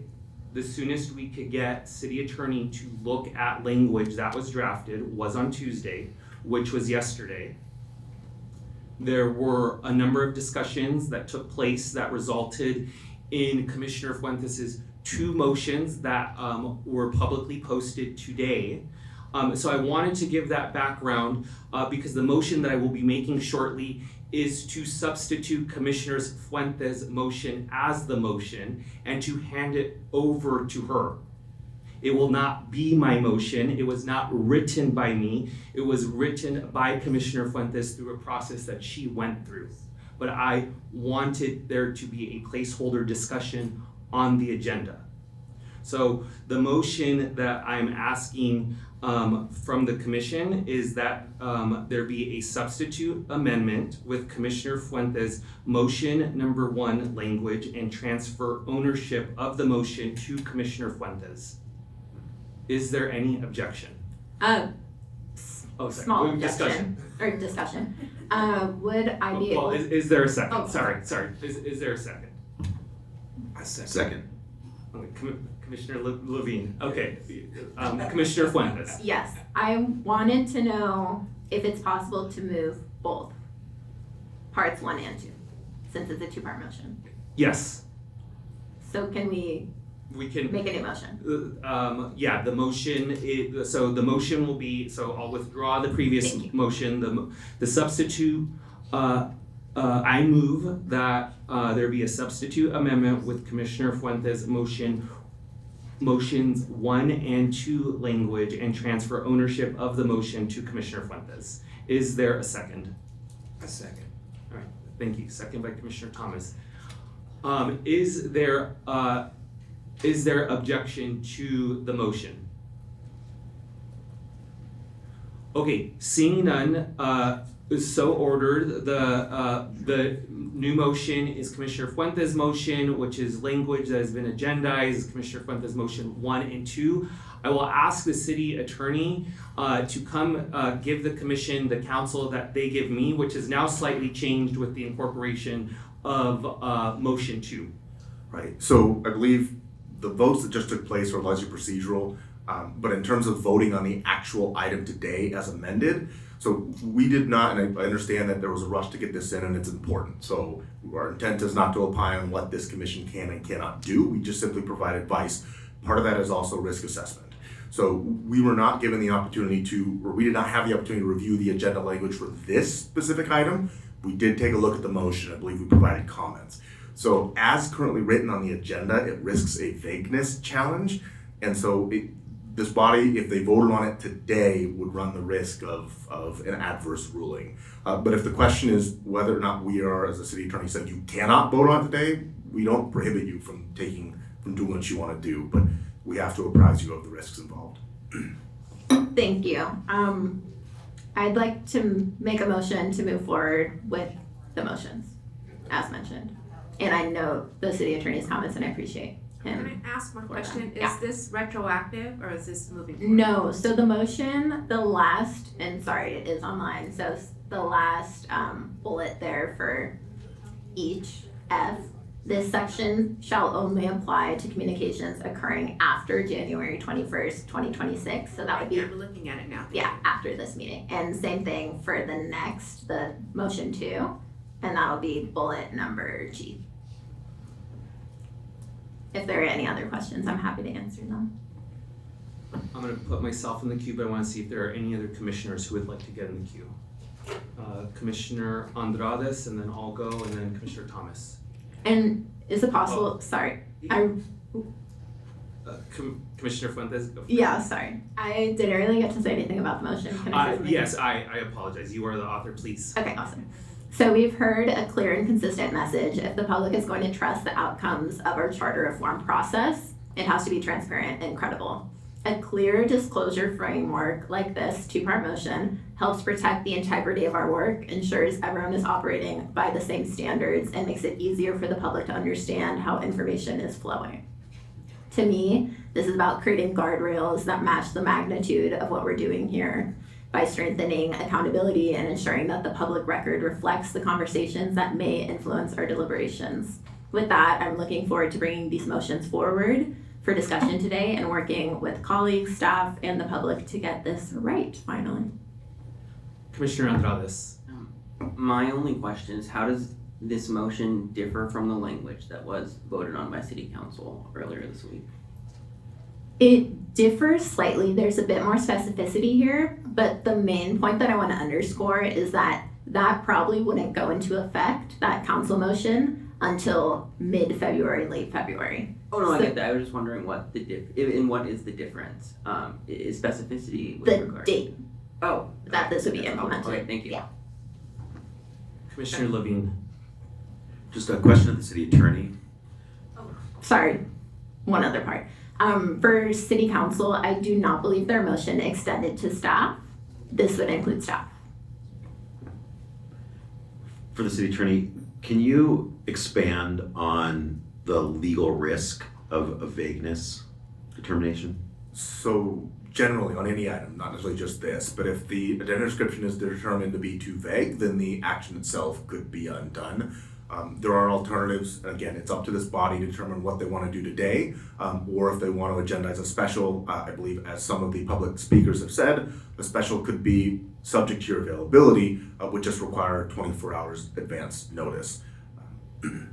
So the net effect of the rule being challenged would be to undo the rule at that point. This motion calls for disclosure of ex parte communications.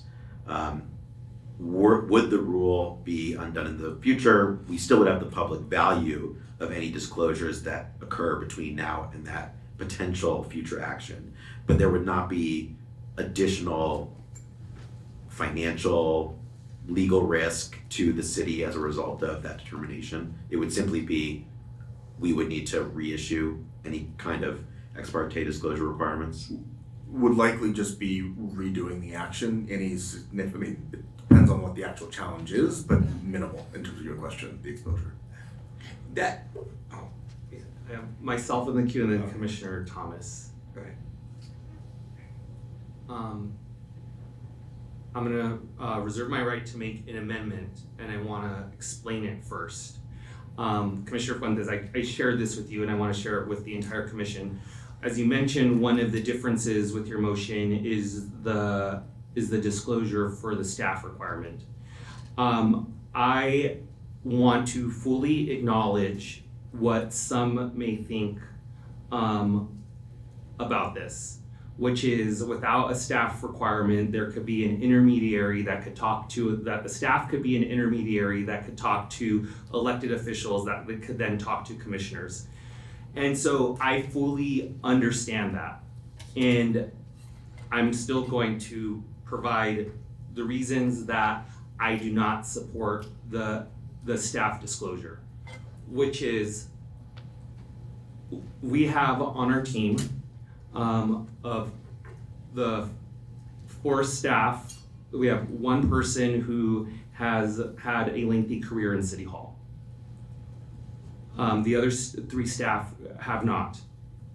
It is not uncommon for an elected official's staff person to call one of our staff and say, hey, I heard a discussion that's been taking place in the commission, like, did this commissioner really mean that? Or can you tell me more about what the committee was thinking? I didn't get to capture, didn't get to check the entire thing. And yes, they would have the ability to go through the video record. And maybe they're lazy, maybe they're not, maybe they just want a quick answer.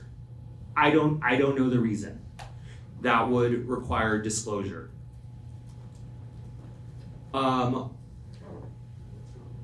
A staff person of an elected official calls and sees something on the staff report that maybe they feel was inaccurate, did not elicit, needed to provide more information, and gives a staff member a call. That would require disclosure. I fully understand the need for myself and other commissioners. I do have reservations with the staff disclosure, and I just want to be completely honest with with commissioners, because I fully support the commission member disclosure. This motion is currently written with the staff disclosure. I will vote no, and then the motion will not pass because there are not enough votes. And so that's why I will be making an amendment to separate this into 2 votes. So my amendment is to separate motion 1 into 1 item and motion 2 into a second item. Is there a second? Wait, sorry. Can you say the last part again? Yeah, my amendment is to separate, because it was 2 motions, the motion back into 2 motions. 1 separate question on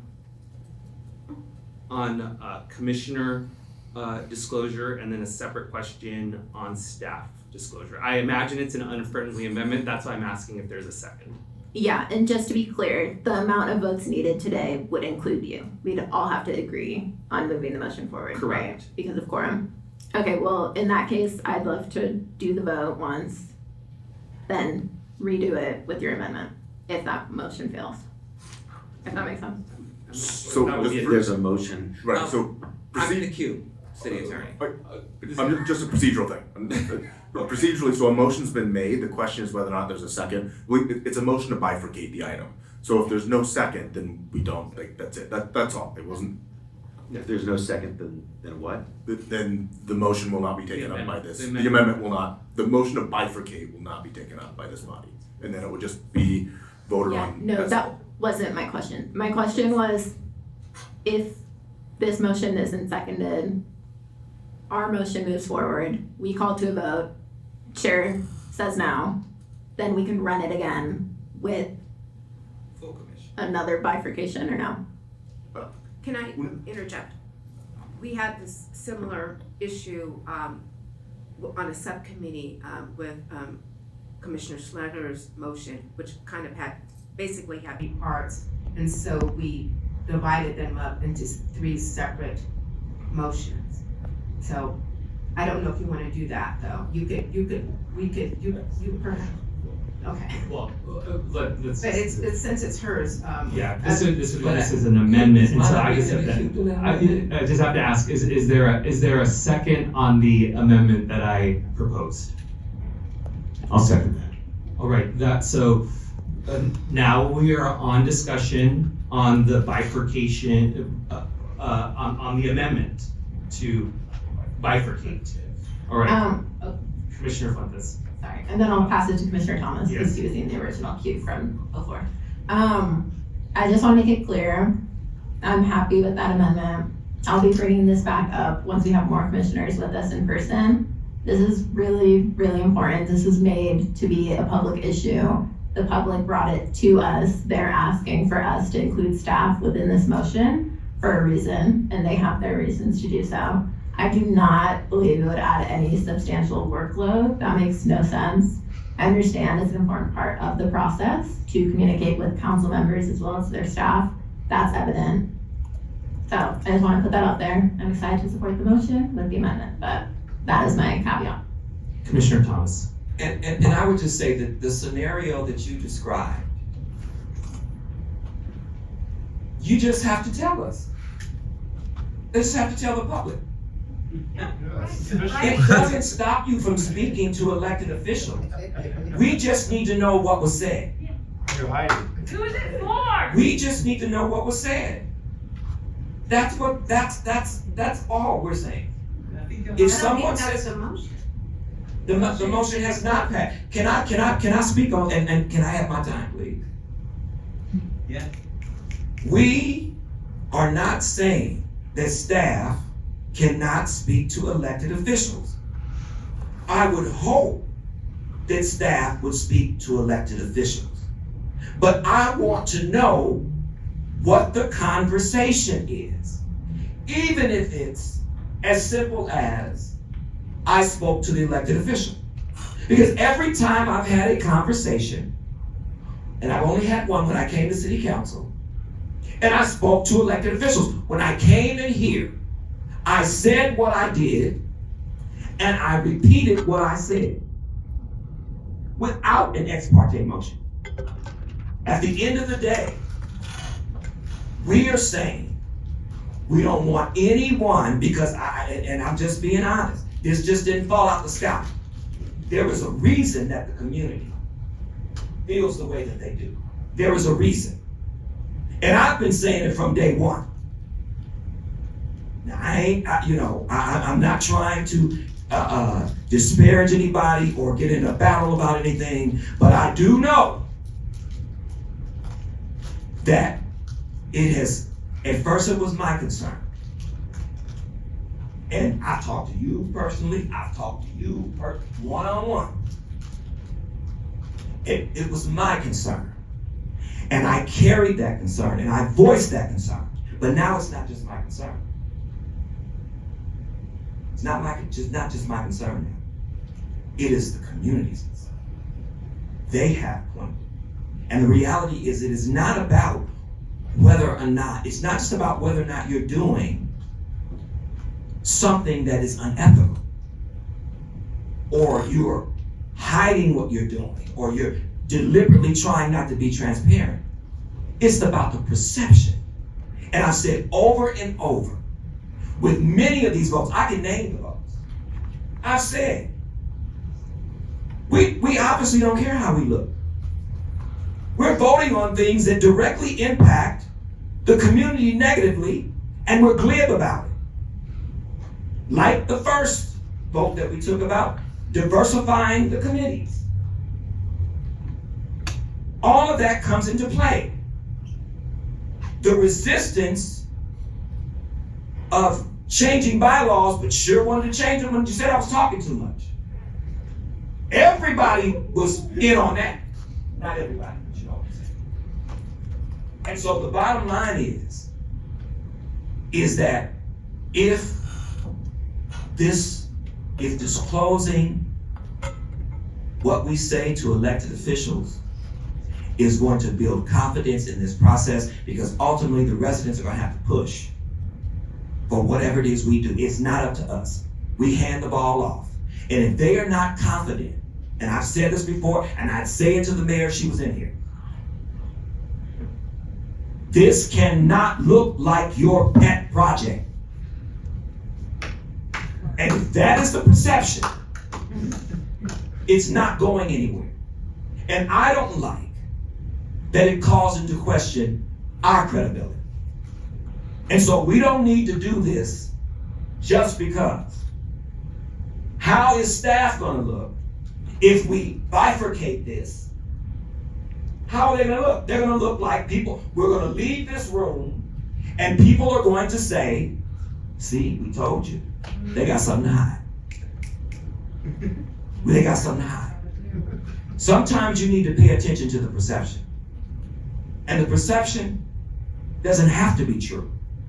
But the perception is valid because someone perceives it.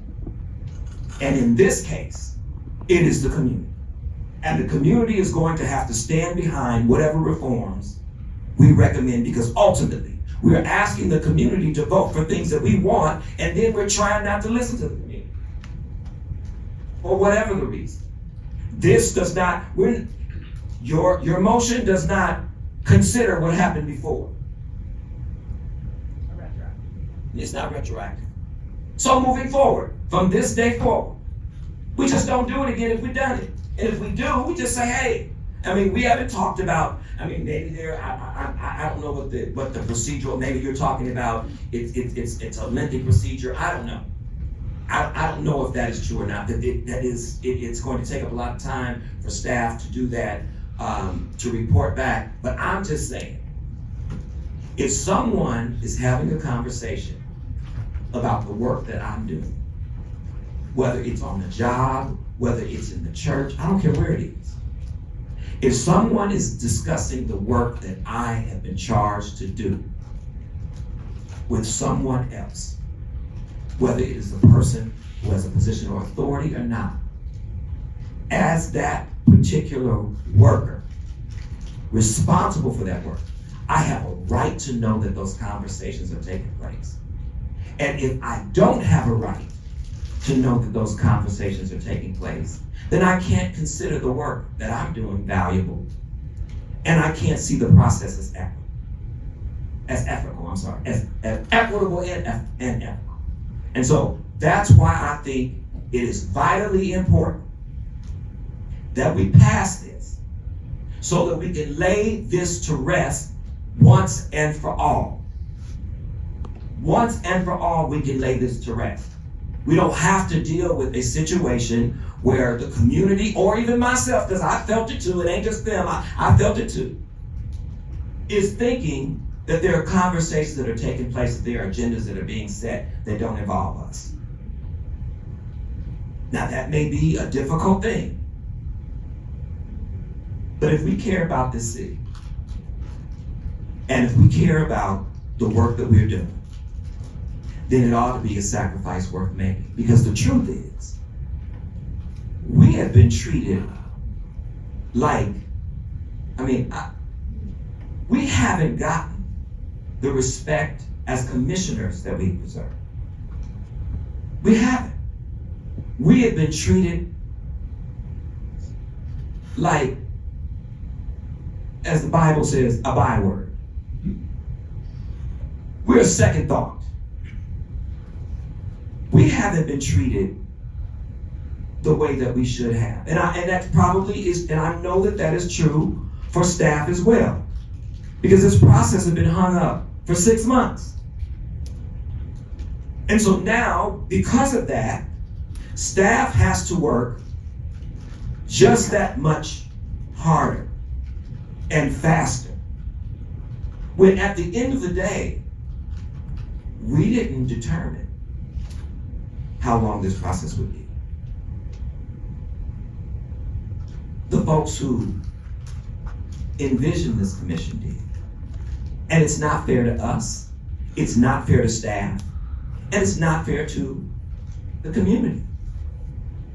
And the one thing that we can move today and stop having to deal with is this notion that there is an agenda that is controlling the work that we do. We can stop that today by passing this motion. And we don't ever have to revisit that again. I don't know, city attorney, what the process is in terms of how do you, if I talk to an elected official, what do I do? Is there a form I fill out? Is there a letter I write? Is there a transcript? We have little things on our phone we can record. I don't know. What would you have to do extra, Justin? Yeah, and that's a really good question. I don't know. City attorney staff don't know. We haven't had enough time to study this, and I'm broken record. I want to be working on the charter for you all. I really want to be working on the charter day in and day out, and that's all I want to focus on. And again, this is something we should have had from the beginning, so it's not the fact that, but we haven't. And I agree, and we need it moving forward, and I think there was a vote. So we have discussion, so commissioners, just a reminder, I'm sorry, Commissioner Thomas, were you done before I? Yes, I'm done, but if we bifurcated, I'm voting no, so that's not gonna pass. Understood. Commissioners, the motion on the table is the amendment to bifurcate the motion. I have Commissioner Andrades. I have question for city attorney. At the staff level, is there precedent for ex parte communication disclosures beyond independent redistricting commission? Because I think there's a historic gerrymandering issue that separates that commission from any others. So, not that I'm aware of, but that isn't a definitive no, I am not aware of it. Thank you. Commissioner Levine. Another question for the city attorney. Procedurally, if the motion to bifurcate fails, and if the motion then proceeds jointly and fails, can Commissioner Fuentes then quickly bring this back around in the same meeting, subsequently bifurcated, so that we can vote to approve the commission recommendation? Or would it need to be re-agendized? She has convinced me to vote for it. Yeah, the motion was bifurcation, so I think we're moving forward with that We're one. moving forward. Okay, To confirm.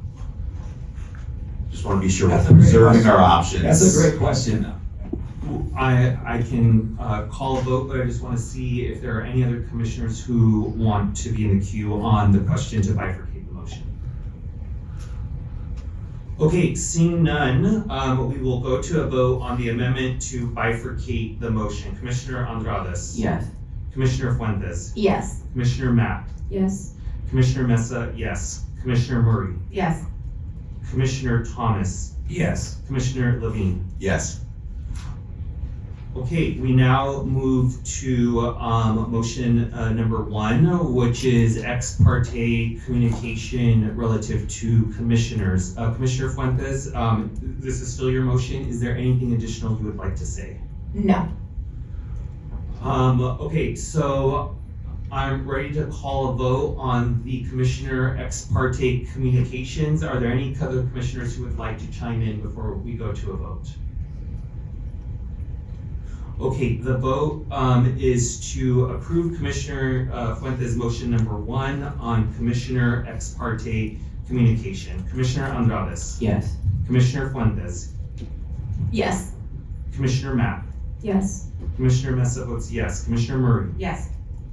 Commissioner Thomas. Yes. Commissioner Levine. Yes. Motion passes. We now move on to Commissioner Fuentes' motion number 2 relative to ex parte communication disclosures for commission staff. Commissioner Fuentes, this is your motion. Is there anything additional you would like to say? No, I would just underscore my previous points. I'm excited, even if this motion fails as a vote today, to bring it back at our next full commission meeting. So this isn't the end of this motion, even if it doesn't pass. Can we table this motion until the next full commission meeting? Oh, we can, if you would like to make that amendment. Or... Sure, yes. Okay. I'll make that amendment. Let's table this part 2 of the motion until our next full commission meeting. Second.